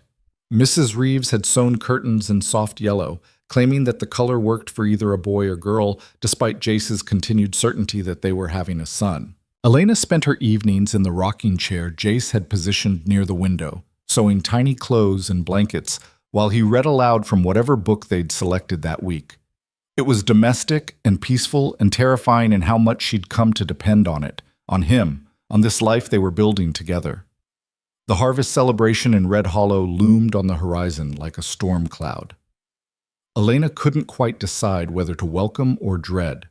Jace had made his position clear. They would go, they would be magnificent, and anyone who dared speak poorly of Elena would answer to him personally. He'd had a dress made for her, dark green silk that somehow made her pregnant figure look regal rather than ungainly, and he'd spent an entire evening teaching her how to deflect nosy questions with the kind of cool politeness that discouraged further inquiry. "You're the wife of the most powerful rancher in 3 counties, he'd told her, his hands gentle as he'd helped her practice walking in the new dress despite her shifted center of gravity. "You don't owe anyone explanations.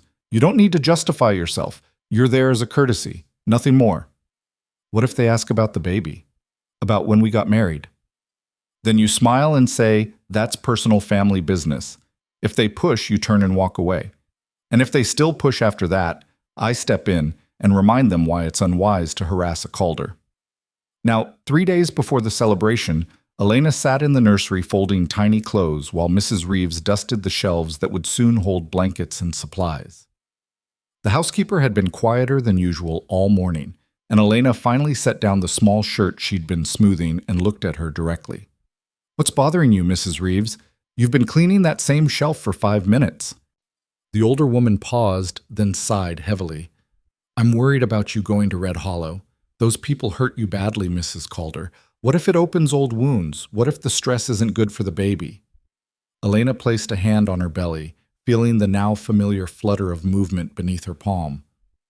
"I appreciate your concern, but I need to do this. I need to face them and show myself that their judgment doesn't have power over me anymore. And if it does, if you get there and realize it still hurts, then I'll have Jace beside me and we'll leave.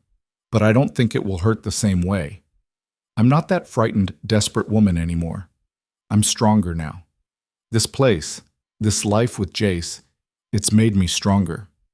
Mrs. Reeves's expression softened. "You've made him stronger too, you know. I've worked for Mr. Calder for 8 years and I've never seen him like this. Gentler, more patient. He still has that hard edge when he needs it, but with you, with the baby coming, he's different, better." Before Elena could respond, a commotion erupted from the ranch yard below. Raised voices, the thunder of hooves, and then Jace's voice cutting through everything with sharp authority. Elena struggled to her feet and moved to the window as quickly as her bulk would allow. Below, she saw Jace standing in the yard surrounded by at least a dozen unfamiliar men on horseback.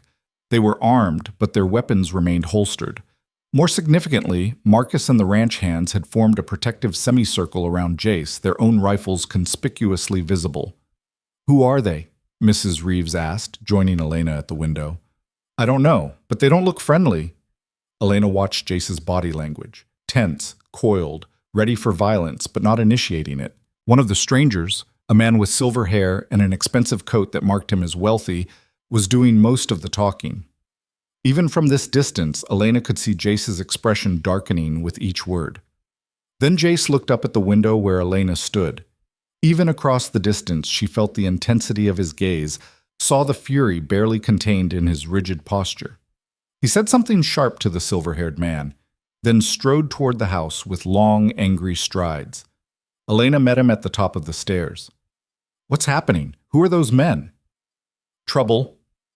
Jace's voice was clipped, his jaw tight enough that Elena could see the muscle jumping beneath his skin. "That's Harrison Blackwood and his associates. He owns the ranch bordering my northern property line." "What does he want?" "My land, specifically the water rights to Silver Creek that runs through both our properties." Jace ran a hand through his hair, frustration radiating off him in waves. "He's been trying to buy me out for 3 years. I've refused every offer. Now he's claiming I'm diverting more than my legal share of water, damaging his cattle operation. Elena's hand instinctively moved to her belly. Is that true? No, we've been carefully measuring our water usage. Marcus keeps detailed records. But Blackwood doesn't care about truth. He cares about finding leverage to force me into a sale or a legal battle that will cost me time and money. What did he say to make you so angry? Jace's eyes met hers, and Elena saw something dangerous flickering in their gray depths. He made a comment about how marriage and impending fatherhood might make me more amenable to reasonable business discussions. Implied that a man with a family has vulnerabilities that a lone rancher doesn't. Ice slid down Elena's spine. He threatened us. Not directly, but the implication was clear enough. Jace's hand found hers, gripping tight. I want you to stay in the house. Don't go outside without Marcus or armed guards. The situation could get ugly. Jace, you can't seriously think he'd... I don't know what he'd do, and that's exactly why I'm not taking chances. His voice gentled slightly as he cupped her face. Elena, men like Blackwood don't fight fair. They use every advantage, exploit every weakness. You and our baby, you're my greatest vulnerability now. I need you safe while I deal with this. Fear coiled in Elena's stomach, but she forced herself to stay calm. What are you going to do? First, I'm going to meet with the Territorial Water Commissioner and show him our usage records, prove that Blackwood's claims are baseless. Then I'm going to make it very clear to Harrison Blackwood that any threat, implied or direct, toward my family will be met with consequences he won't enjoy. Don't do anything reckless. A ghost of a smile crossed Jace's face. Define reckless. Anything that might get you killed or arrested. Those are the only two options you're worried about? His attempt at humor fell flat, given the tension still radiating through his frame. I'll be careful, I promise. But I need you to promise me something too. Stay close to the house. Let Mrs. Reeves and the guards do their jobs. And if anything feels wrong, anything at all, you send for Marcus immediately. I promise.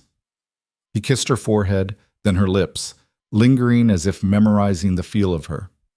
I love you, both of you. Remember that.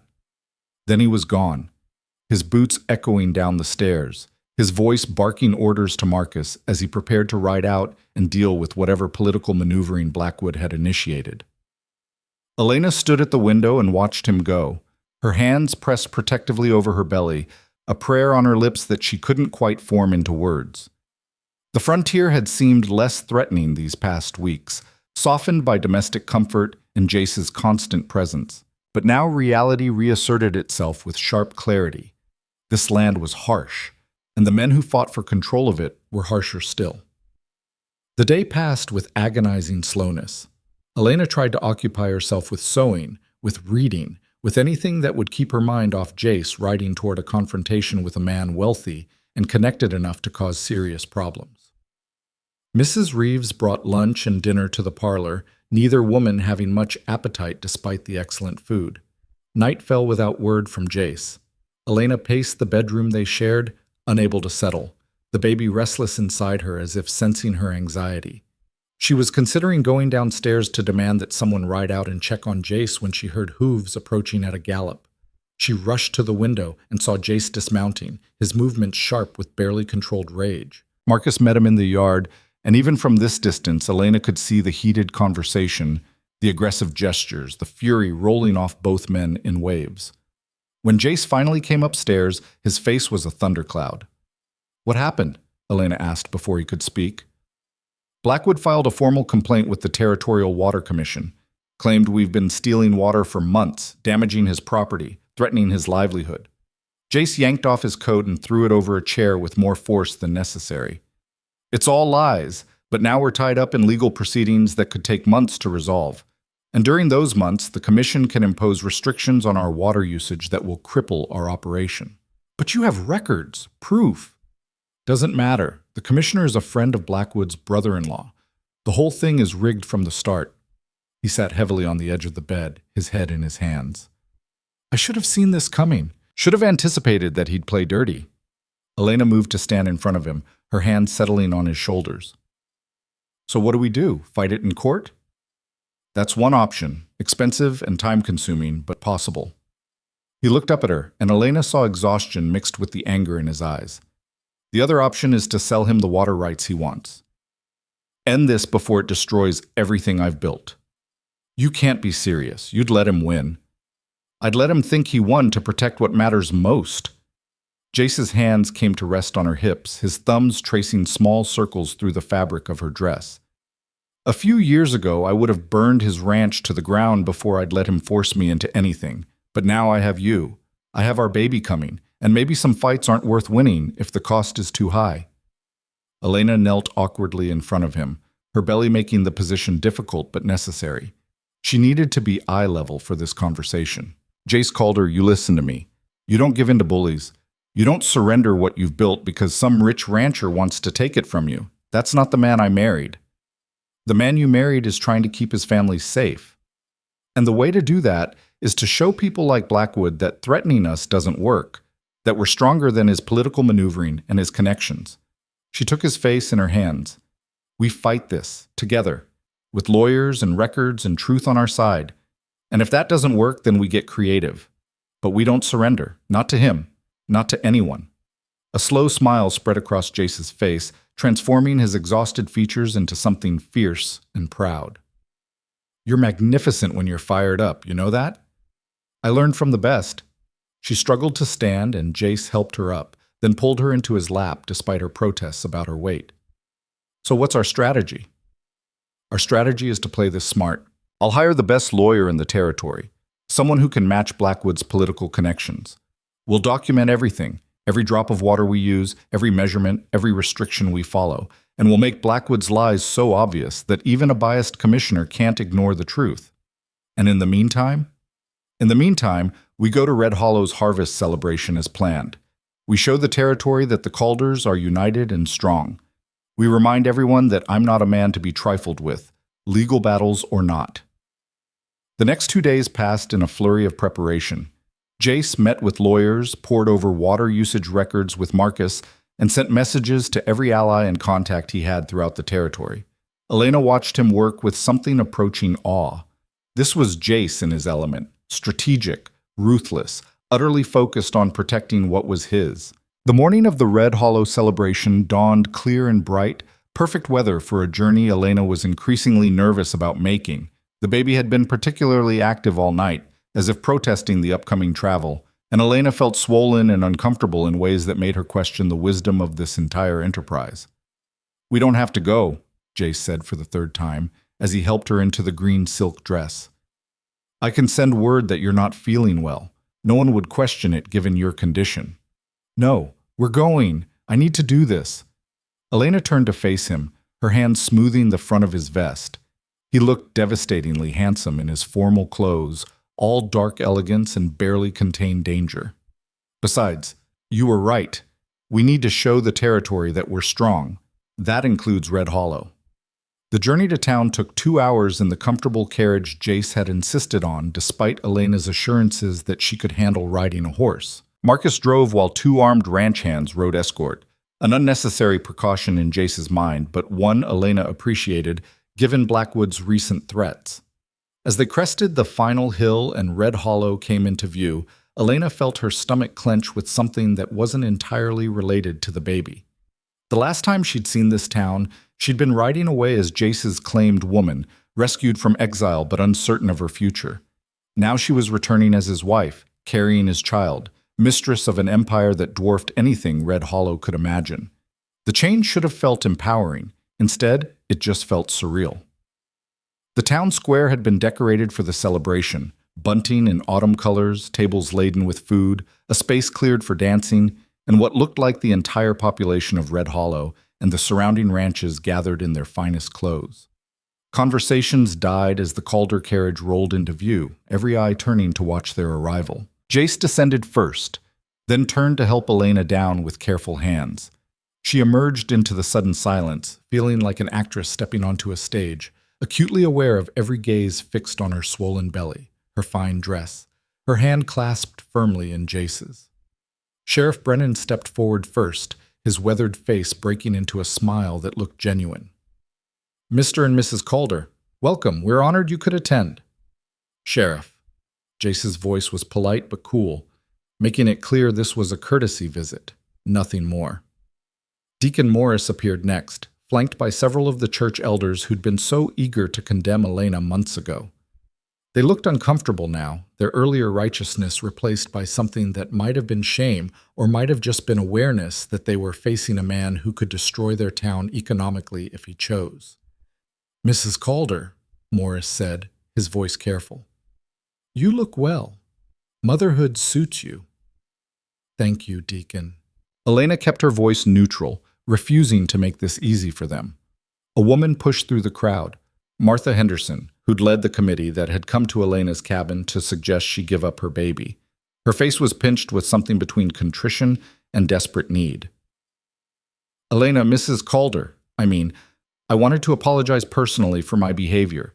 I was cruel and judgmental, and you didn't deserve that treatment." She twisted her hands together. "My daughter went into early labor last week.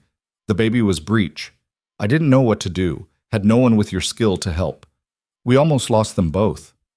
Elena felt Jace tense beside her, his protective instincts clearly roaring to life at the implied request in Martha's words.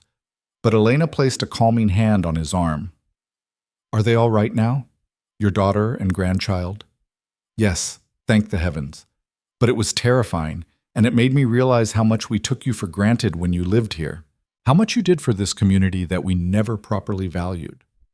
Other voices chimed in then, a chorus of belated appreciation and thinly veiled requests for Elena's services.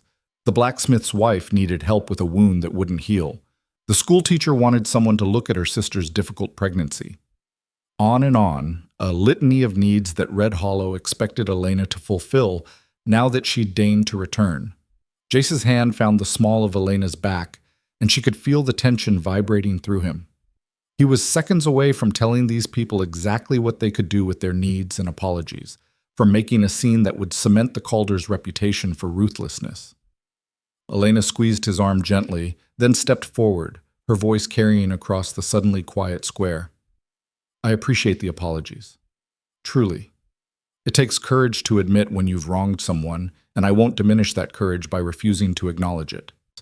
She paused, letting her gaze sweep across the assembled crowd, seeing faces she'd known her entire life, people who'd turned on her when she needed them most. "But I want to be clear about something. I'm not the same woman I was when I left Red Hollow. I'm not here to resume my old life or my old services. I'm Mrs. Jace Calder now, and my responsibilities are to my husband, my home, and my child. What I choose to do beyond that is exactly that, my choice."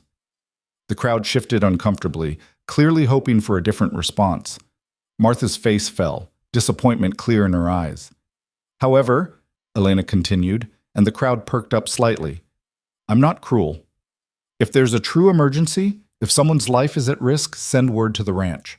I'll help if I can. But I'm not your seamstress anymore. I'm not your midwife's assistant. I'm not the person you call on for every small inconvenience. You drove me away when I needed you. You don't get to summon me back at your convenience."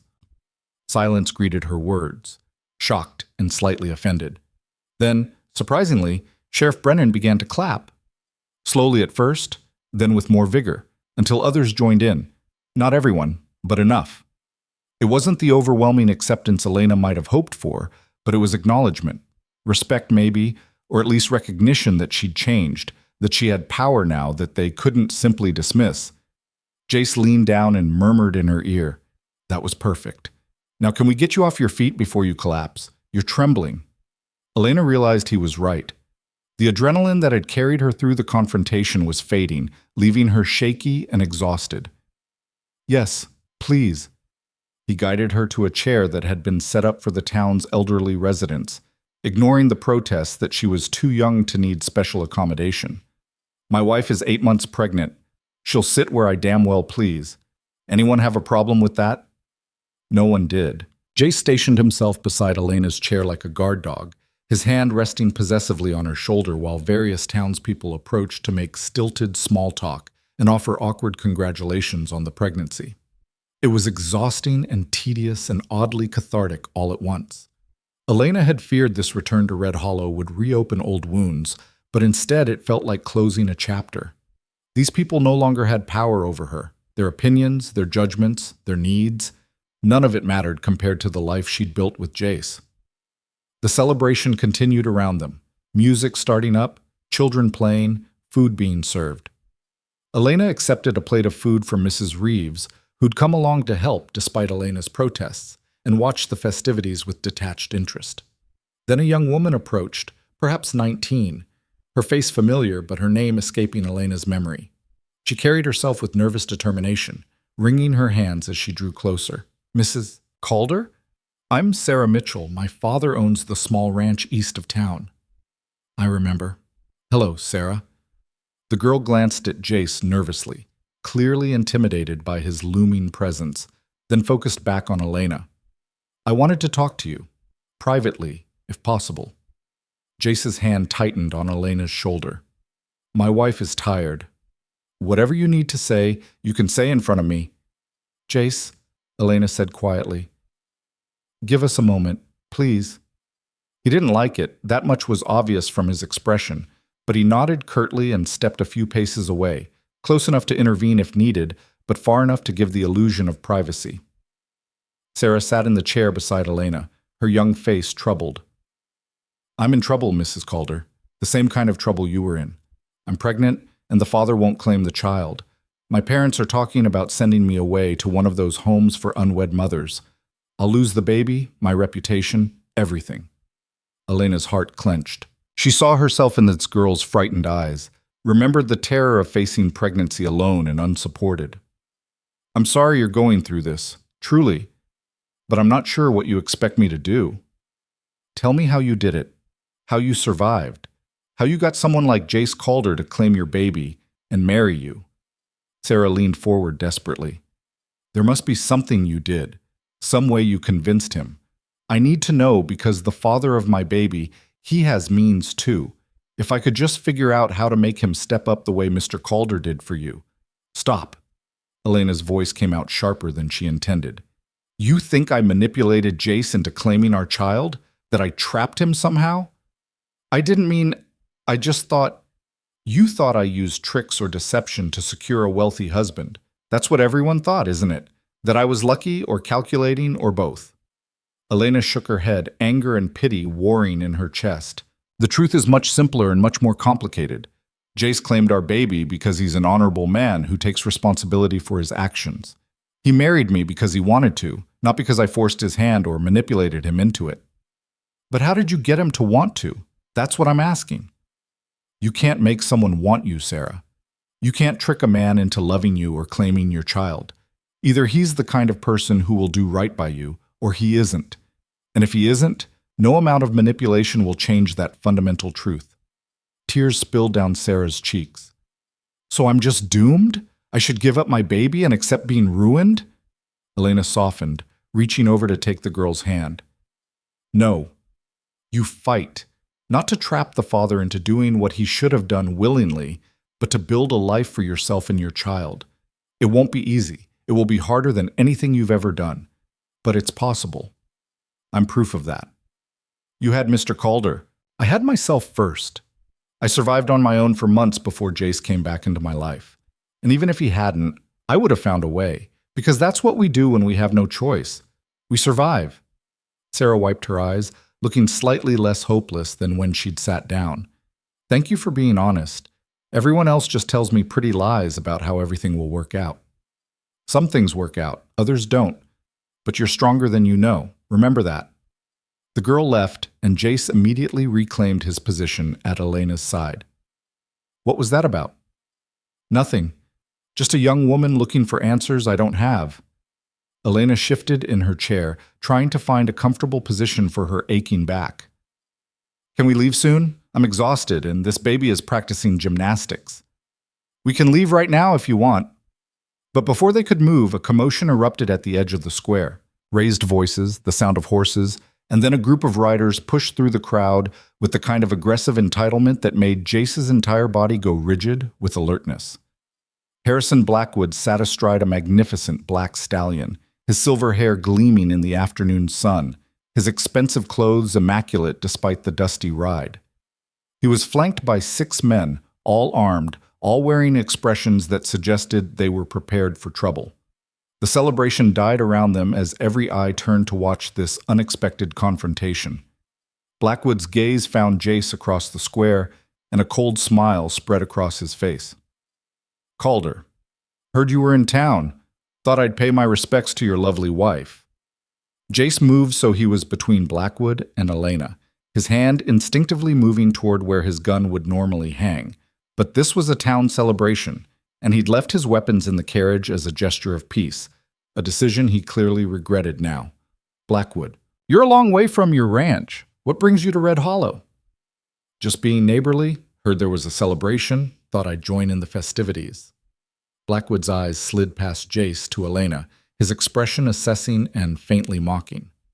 "Mrs. Calder, congratulations on your impending motherhood, though I have to say the timing is interesting. How long exactly have you been married? 3 months? 4? The implication was clear and insulting. Elena felt fury rise in her chest, but before she could respond, Jace's voice cut through the square like a whip crack. "You want to finish that thought, Blackwood? Because I'm real interested in hearing what you're implying about my wife." The tension ratcheted up instantly. Marcus appeared at Jace's shoulder, having materialized from wherever he'd been watching the festivities. The 2 ranch hands who'd ridden escort moved closer as well, their hands hovering near their weapons. Blackwood raised his hands in mock surrender. "No implications, Calder. Just making conversation. Though I do find it curious that a man who refused every reasonable business offer I made suddenly got married and started a family right around the time our water rights dispute began. Makes one wonder if you're trying to appear more sympathetic, more settled, less like the ruthless cattle baron everyone knows you to be. My marriage has nothing to do with our business, and you know it." "Does it? Because from where I'm sitting, everything changed when you brought home your pregnant bride. You're softer now, more cautious, more worried about protecting your new family than protecting your empire." Blackwood's smile turned predatory. "That's a weakness, Calder, and in this territory, weakness gets exploited." Jace took a step forward, murder in his eyes, but Elena's voice stopped him. "Mr. Blackwood." She struggled to her feet, using the chair for support, her voice carrying across the silent square with surprising strength. "You've made a critical error in judgment. You think my presence makes my husband weak, that caring for his family makes him vulnerable. But you're wrong. It makes him more dangerous than he's ever been, because now he's not just protecting land or cattle or reputation. He's protecting the people he loves, and there's nothing more ruthless than a man defending his family." Blackwood's smile faltered slightly as he met Elena's unflinching gaze. "You want to fight over water rights? Fine. Fight in court with lawyers and documents. But if you threaten me or my child again, even indirectly, you won't be dealing with the Jace Calder who negotiates business deals. You'll be dealing with the man who tracked down his brother's killers and made sure none of them lived to steal again. Ask yourself if that's really the enemy you want to make." The square was dead silent. Even Blackwood seemed momentarily taken aback by Elena's quiet ferocity. Then he recovered, his expression hardening. "Big words from a seamstress playing at being a rancher's wife. We'll see how brave you are when the courts strip away your precious water rights and your husband's empire starts to crumble." "We'll see," Elena agreed calmly. "Now, if you'll excuse us, I'm tired, and my husband is taking me home." Jace's hand found hers, solid and warm and grounding. He helped her toward the carriage without another word to Blackwood, Marcus, and the ranch hands forming a protective escort. The crowd parted before them, whispers erupting in their wake. As Marcus helped Elena into the carriage, she caught one last glimpse of Blackwood's face. The silver-haired rancher looked less confident than he had minutes ago, his calculated intimidation having backfired spectacularly. Good, Elena thought with fierce satisfaction. Let him underestimate what a seamstress from Red Hollow was capable of. Let him think she was just some frontier wife playing at being fierce. He'd learn different soon enough. The ride back to the ranch was quiet. Jace's arm around Elena, her head resting on his shoulder, both of them processing the confrontation that had just occurred. Finally, Jace broke the silence. "You were magnificent back there. Absolutely magnificent. I meant every word. I know you did. That's what made it so terrifying and so perfect." He kissed her temple. "Blackwood won't forget that. You made an enemy today. We'd already made an enemy. I just made sure he knows we're not intimidated." Elena shifted, trying to ease the pressure on her lower back that had been building all day. Jace, I think we need to get serious about ending this water rights fight, not by surrendering, but by finding something Blackwood wants more than our creek. What could he possibly want more than control of the water supply? I don't know yet, but there has to be something. Everyone has a weakness, a pressure point. We just have to find his. Jace pulled her closer, his hand protective over her belly. When did you become such a strategist? When I married a man who's been fighting for his empire since before I was born. I learned from watching you. She covered his hand with hers. We're going to win this, Jace. Legally, politically, whatever it takes. We're going to win. Yes, he agreed quietly. We are. The ranch appeared over the final hill, its buildings warm and welcoming in the fading light. Home, Elena thought, with a contentment that still surprised her. This was home now, this empire built on hard land and harder determination, and she would defend it as fiercely as Jace himself. As the carriage rolled into the ranch yard, Elena felt the baby deliver a particularly strong kick, as if agreeing with her resolve. She smiled and pressed Jace's hand more firmly against her belly so he could feel it too. Our son agrees with me, she said. Our son is going to be as stubborn and fierce as his mother. Heaven help us all. But Jace was smiling as he said it, his eyes warm with love and pride. Whatever challenges lay ahead, Blackwood's machinations, legal battles, the harsh reality of frontier life, they would face them together, and that made all the difference. The confrontation with Blackwood hung over the ranch like storm clouds that refused to break. In the days following the harvest celebration, Jace threw himself into the legal battle with single-minded intensity. He hired 3 lawyers from the territorial capital, men with reputations for winning impossible cases, and spent hours closeted in his study reviewing documents and plotting strategy. Elena watched him work himself to exhaustion, saw the tension carved into every line of his face, and worried that the stress would break something fundamental in the man she loved. She was 8.5 months pregnant now, so large that simple movements required careful planning. Mrs. Reeves had taken to following her around the house like an anxious mother hen, convinced that the baby could arrive at any moment, and determined not to let Elena face labor alone in some remote corner of the mansion. You need to rest, the housekeeper insisted for the 3rd time that morning as Elena made her way down the stairs. Dr. Morrison said you should be staying off your feet as much as possible this close to your time. Dr. Morrison also said that gentle movement is good for the baby, and I'm going to lose my mind if I spend another day confined to bed. Elena reached the bottom of the stairs, slightly winded from the effort, and headed toward Jace's study. Has my husband eaten today? He had coffee this morning. That's all he'd accept. Elena knocked once on the study door, then entered without waiting for permission. Jace sat behind his massive desk surrounded by paper mountains, legal briefs, water usage records, survey maps, correspondence with allies throughout the territory. His hair stood in several directions where he'd run his hands through it, his shirt was rumpled, and exhaustion had carved shadows beneath his eyes. He looked up when she entered, managing a tired smile. You should be resting. So should you. When was the last time you slept more than 3 hours? I'll sleep when this is resolved. He gestured at the chaos covering his desk. Blackwood's lawyers filed another motion this morning. They're requesting an emergency injunction to restrict our water usage immediately, claiming we're causing irreparable harm to his cattle operation. Elena moved behind his chair and began massaging his shoulders, feeling the knots of tension beneath her hands. And what do our lawyers say? That we can fight it, but it'll take time. Time we don't have. The territorial commissioner is scheduled to rule next week, and everything suggests he's going to side with Blackwood regardless of evidence. Jace's voice was rough with frustration.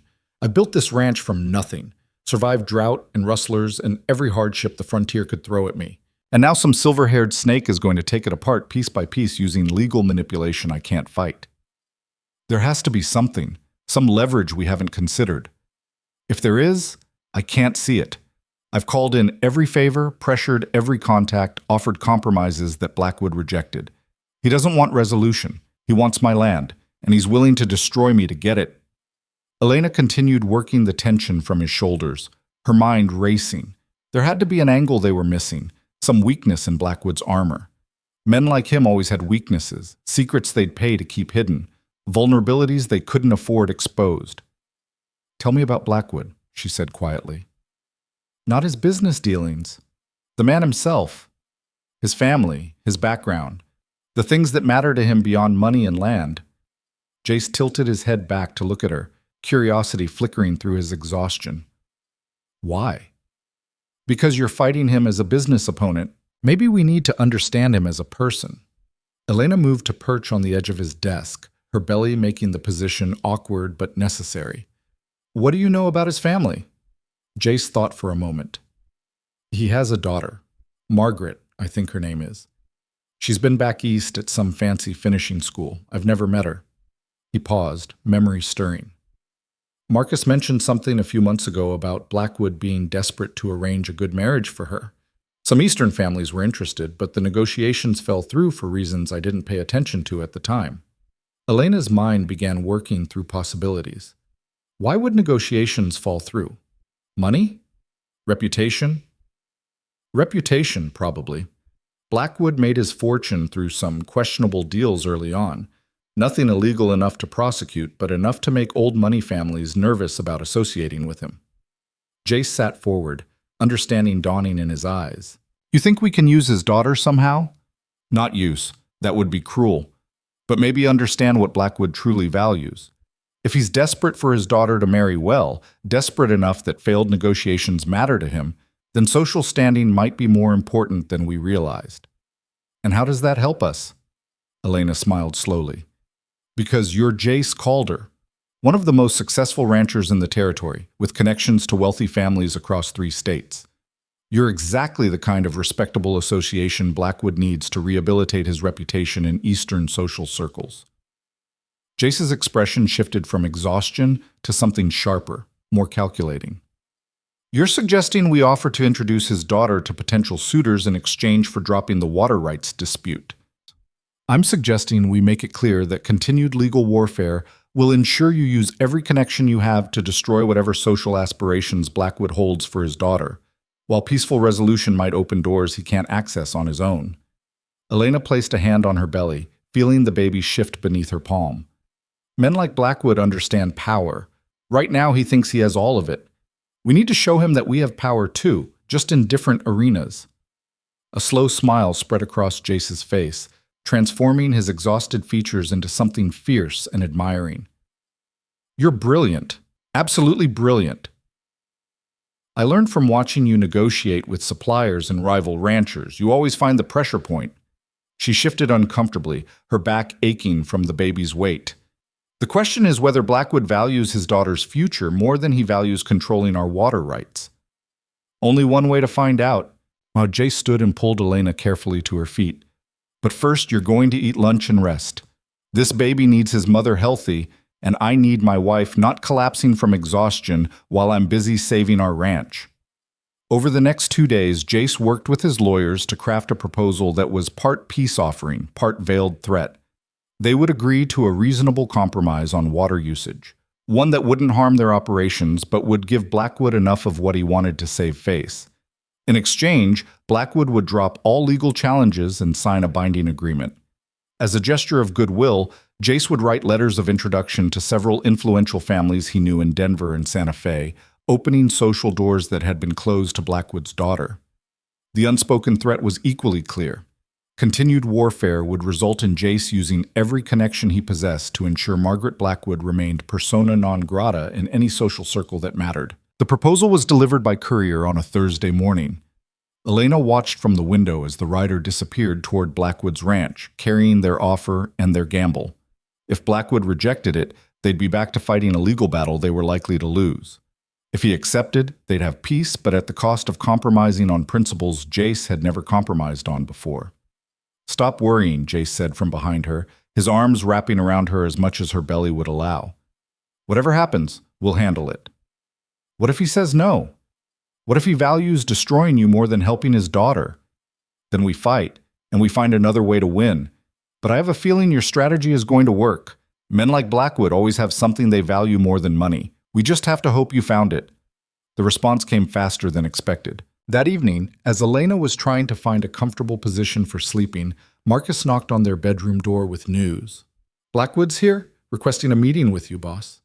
Says he's willing to discuss terms. Jace and Elena exchanged glances. Tell him I'll meet him in my study in 10 minutes, Jace said. I'm coming with you, Elena announced, struggling to sit up. Elena, you should rest. This was my idea. I want to see it through. She held out her hand. Help me up, and don't argue. You know I'm as stubborn as you are. Jace helped her dress in something suitable for a business meeting, his hands gentle despite the urgency humming through him. They descended the stairs together, Elena moving carefully with one hand on the railing and the other pressed to her lower back where a persistent ache had been building all day. Blackwood stood in the entry hall, his silver hair immaculate, his expression carefully neutral. He looked older than he had at the harvest celebration, strain evident in the lines around his eyes and mouth. When he saw Elena, something flickered across his face. Surprise, perhaps, or respect. Mrs. Calder, I didn't expect you to be joining this meeting. My wife is involved in all decisions affecting this ranch, Jace said smoothly, gesturing toward his study. Shall we?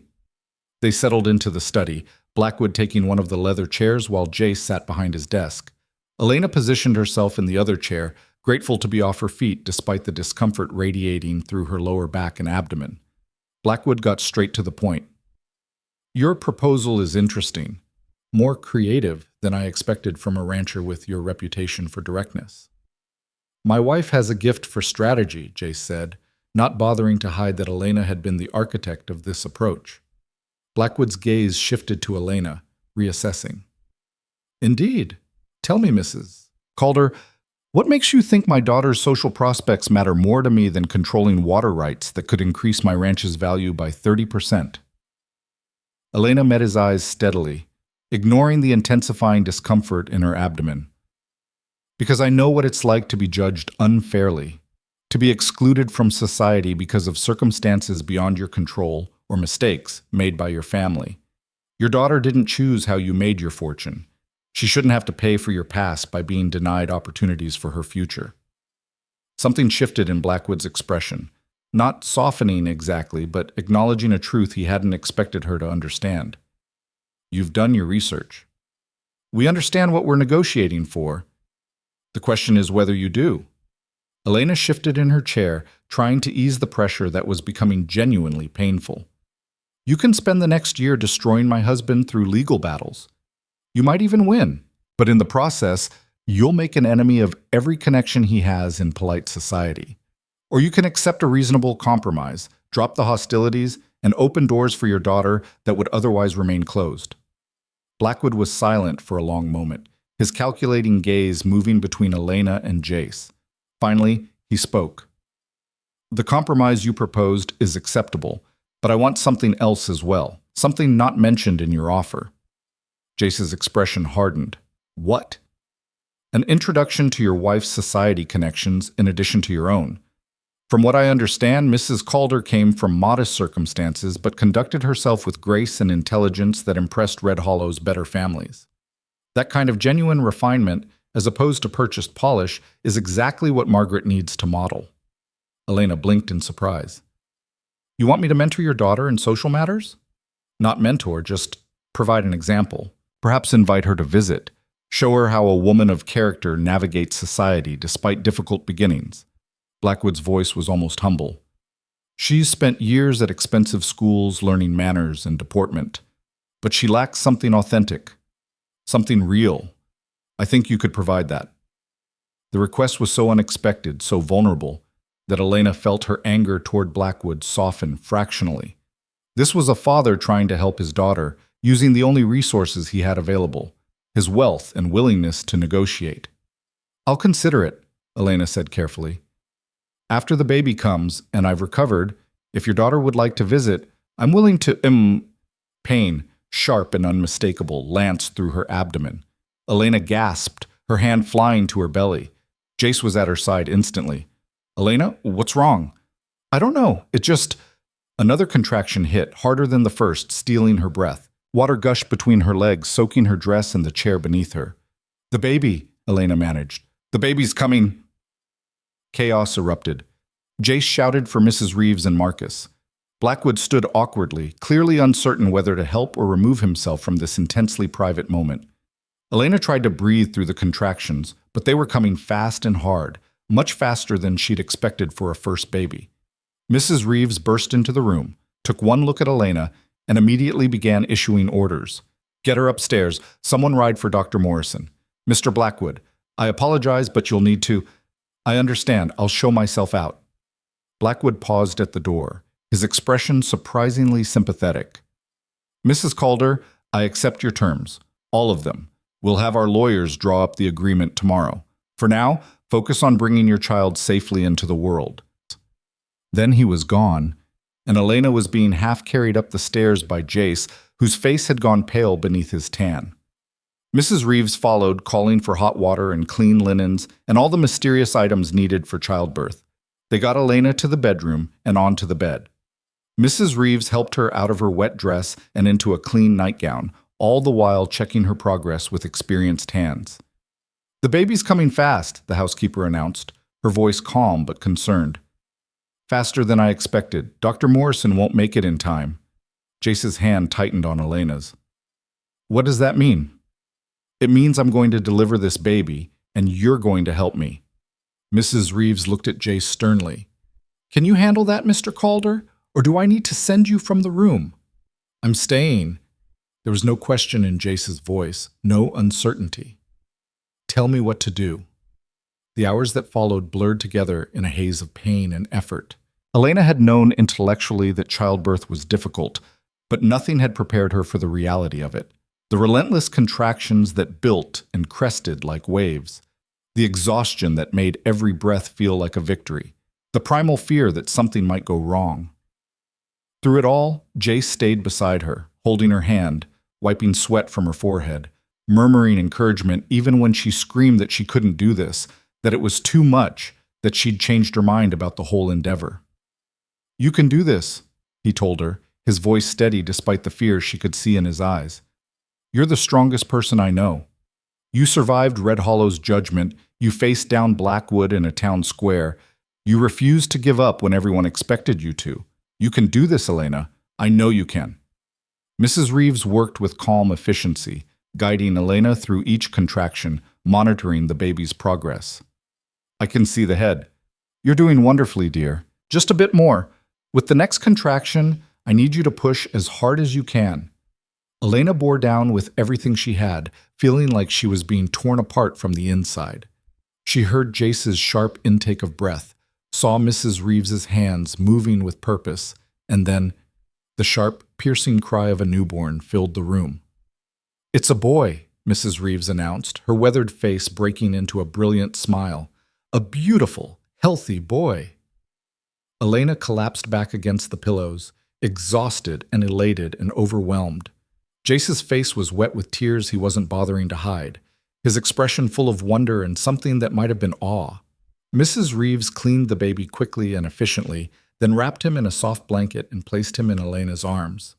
The weight of him was surprisingly solid, warm and real, and absolutely perfect. He had dark hair like Jace, a red face still scrunched from the trauma of birth, and tiny fists that waved in the air as he continued to cry. Hello, little one, Elena whispered, her voice breaking. We've been waiting for you. Jace leaned over them both, his hand tentatively touching their son's impossibly small fingers.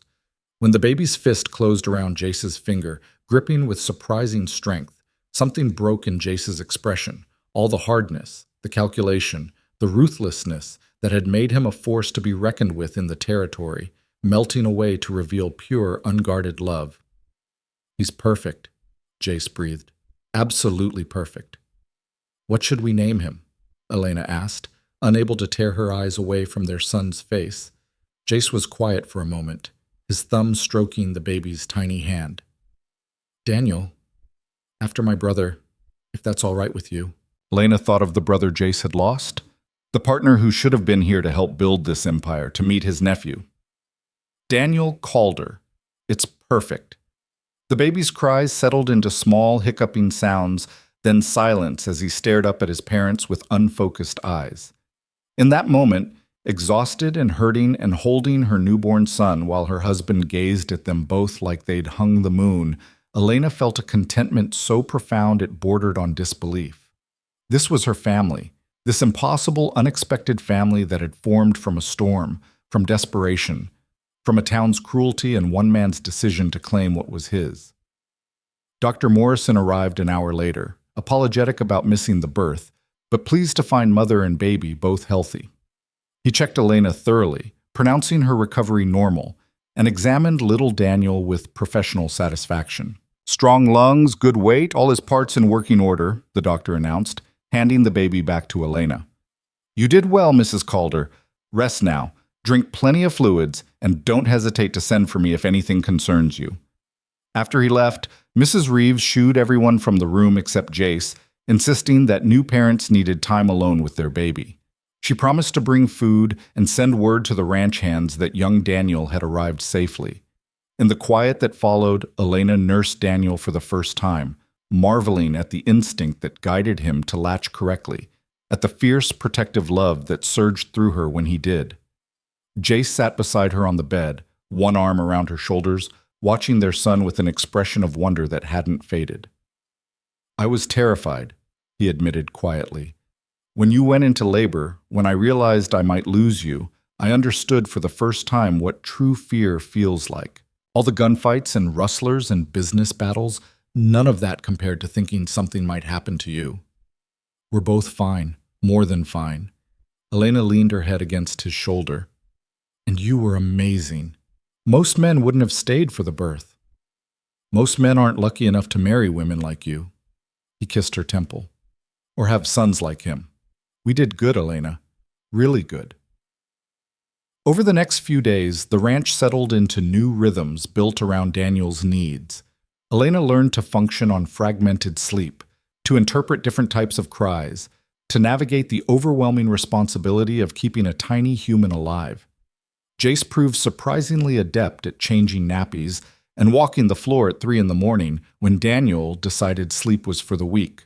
On the 4th day after Daniel's birth, Blackwood's lawyer arrived with the finalized agreement ending the water rights dispute. The terms were exactly as negotiated: a reasonable compromise on usage, binding arbitration for any future disputes, and a clause about social introductions that had been carefully worded to avoid seeming too transactional. Jay signed it in his study while Elena nursed Daniel in the rocking chair by the window. When the lawyer left, Jace came upstairs and found them there. His wife and son bathed in afternoon sunlight, peaceful and perfect. It's done, he said quietly. The fight's over. Blackwood signed this morning. The commissioner has dismissed all pending motions. We're free. We won, Elena said, but her voice held no triumph, only quiet satisfaction. We did, because you saw what I couldn't see, that sometimes the fiercest fights aren't won through force, but through understanding what your opponent truly values. Jace knelt beside the rocking chair, his hand gentle on Daniel's downy head. You saved this ranch, Elena. Saved everything I've built. We saved it, together.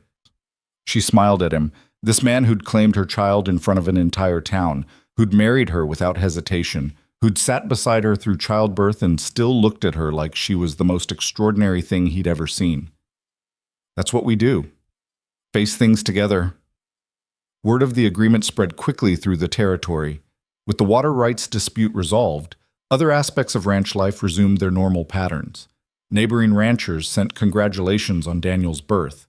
Suppliers returned to standard pricing now that the threat of legal warfare had passed. Even Red Hollow sent a delegation with gifts for the baby, an olive branch wrapped in knitted blankets and hand-carved toys. 3 weeks after Daniel's birth, Margaret Blackwood arrived for her first visit, escorted by her father, who looked uncomfortable but determined. She was younger than Elena expected, perhaps 17, with her father's sharp features but kinder eyes. Mrs. Calder, thank you for agreeing to see me, Margaret said, her Eastern finishing school polish evident in every careful word. Father explained that you might be willing to offer guidance on being genuine in a world that often values polish over substance. Elena, still recovering from childbirth and functioning on minimal sleep, nearly laughed at the irony, but Margaret's expression was so earnest, so hopeful, that Elena softened. I'm not sure I'm qualified to teach anyone anything, she admitted, Daniel sleeping in her arms, but I'm happy to talk, to share my experiences, for whatever they're worth. Over tea in the parlor, with Jace and Blackwood making awkward conversation nearby, Elena found herself genuinely liking Margaret. The girl was intelligent and curious, asking thoughtful questions about how Elena had navigated society's judgment, how she'd maintained her dignity when others tried to strip it away, how she'd built a life from circumstances that should have destroyed her. "I think the secret," Elena said slowly, "is understanding that other people's opinions only have the power you give them. Red Hollow tried to define me by my circumstances. I refused to accept their definition. I defined myself instead." Margaret absorbed this, her young face thoughtful. "Father says you're the strongest woman he's ever met, that you faced him down in a town square when you were 8 months pregnant and made him reconsider his entire strategy." Elena glanced at Blackwood, who had the grace to look slightly embarrassed. "Your father and I had a disagreement about water rights. We found a solution that worked for everyone. That's not strength. That's just pragmatism. Father also said you could have destroyed his reputation with my potential suitors if you'd chosen to, but you didn't. You offered help instead." Margaret leaned forward slightly. "Why?" "He was trying to hurt your family." "Because cruelty breeds cruelty, and because I understand what it's like to be judged for things beyond your control." Elena looked down at Daniel, sleeping peacefully in her arms. "Your father made choices that affected his reputation. That's not your burden to carry. You deserve opportunities based on who you are, not who he was." By the time Margaret and Blackwood left that afternoon, something had shifted. Not friendship exactly, but mutual respect. An understanding that former enemies could become something else if both parties were willing to try. The weeks became months. Daniel grew from a tiny newborn into a robust baby with his father's gray eyes and his mother's stubborn determination. He was loud and demanding and absolutely perfect in every way. Jace proved to be a devoted father, spending every spare moment with his son, teaching him to grip a finger, making ridiculous faces to earn smiles, reading aloud from ranching ledgers because Daniel seemed to like the sound of his voice, regardless of content. Elena recovered slowly from childbirth, her body changing in ways both expected and surprising. But she felt stronger than before, more confident in her place at the ranch and in the world. She was no longer the frightened seamstress from Red Hollow. She was Elena Calder, mother and wife, partner in an empire, a woman who'd faced down judgment and emerged victorious. One evening in late autumn, as the first cold winds began sweeping down from the mountains, Elena stood on the front porch holding Daniel while Jace checked the ranch operations for the day. The baby was bundled in warm blankets, his face pink from the cold, his eyes tracking the movement of horses in the distant corrals. Marcus limped up the porch steps, his weathered face creasing into a smile when he saw them. "Mrs. Calder, young Master Daniel, fine evening." "It is," Elena agreed. "Everything secure for the night?" "All locked down tight. Boss should be done with his rounds soon." Marcus paused, then added, "Can I say something, ma'am?" "Of course." "When Mr. Calder first brought you here, I wasn't sure what to think. Thought maybe you were just some woman who'd trapped him with a pregnancy, or maybe someone who'd break under the pressure of ranch life. I was wrong on both counts." He met her eyes directly. "You're good for him. Good for all of us. This place is better with you in it." Elena felt her eyes sting with sudden tears. "Thank you, Marcus. That means more than you know." The foreman nodded once, then headed back toward the barns, leaving Elena alone with her son and her thoughts. She thought about the journey that had brought her here, the storm, the judgment, the exile she'd faced, the man who'd claimed her when everyone else had abandoned her. It had been terrifying and painful and uncertain, but it had also been worth it. Every difficult moment, every fearful night, every challenge faced and overcome. Worth it for this, for Daniel sleeping in her arms, for the home they'd built, for the life they were creating together. Jace appeared from the direction of the north pasture, his tall figure silhouetted against the setting sun. When he saw Elena and Daniel on the porch, his face transformed with a smile that still had the power to make her heart skip. He climbed the steps and wrapped his arms around them both, careful of the baby, his chin resting on top of Elena's head. "My family," he murmured. "Everything I've ever fought for, standing right here." "We're not going anywhere," Elena promised. They stood together as the sun set over the ranch, painting the sky in shades of orange and gold and purple. In the distance, cattle lowed softly. Horses whinnied in their corrals. The ranch settled into evening quiet around them. Inside the house, Mrs. Reeves was preparing dinner. In the bunkhouses, ranch hands were finishing their day, trading stories and jokes. In Red Hollow, people were living their lives, their judgment of Elena Calder now replaced with grudging respect or simple indifference. And somewhere in his own ranch, Harrison Blackwood was probably reading legal documents or writing letters of introduction for his daughter, the water rights dispute now just a memory of a battle neither side had truly won or lost. The frontier was still harsh. Life was still uncertain. Challenges would come, droughts and storms, business disputes and personal trials, all the difficulties inherent in building a life on unforgiving land. But standing on her porch with her husband's arms around her and her son sleeping peacefully in her embrace, Elena felt ready for whatever came next. She'd survived the judgment of a town that tried to break her.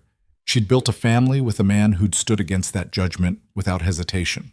She'd faced down enemies and emerged victorious. The woman Red Hollow had tried to drive away had become someone they couldn't ignore. The seamstress they'd dismissed had become the mistress of an empire, and the child they'd called shameful was now the heir to everything Jace Calder had built. Daniel stirred in her arms, making small sounds of waking. Elena looked down at his perfect face, at his gray eyes blinking open to stare up at his parents, and felt love so fierce it was almost painful. "Welcome to the world, little one," she whispered. "You're going to do great things. Change this territory the way your father and I changed it. Make it better, kinder, more just." Jace's arms tightened around them both. He's got the best teacher for that. The strongest, bravest woman I've ever known. "We'll teach him together," Elena said.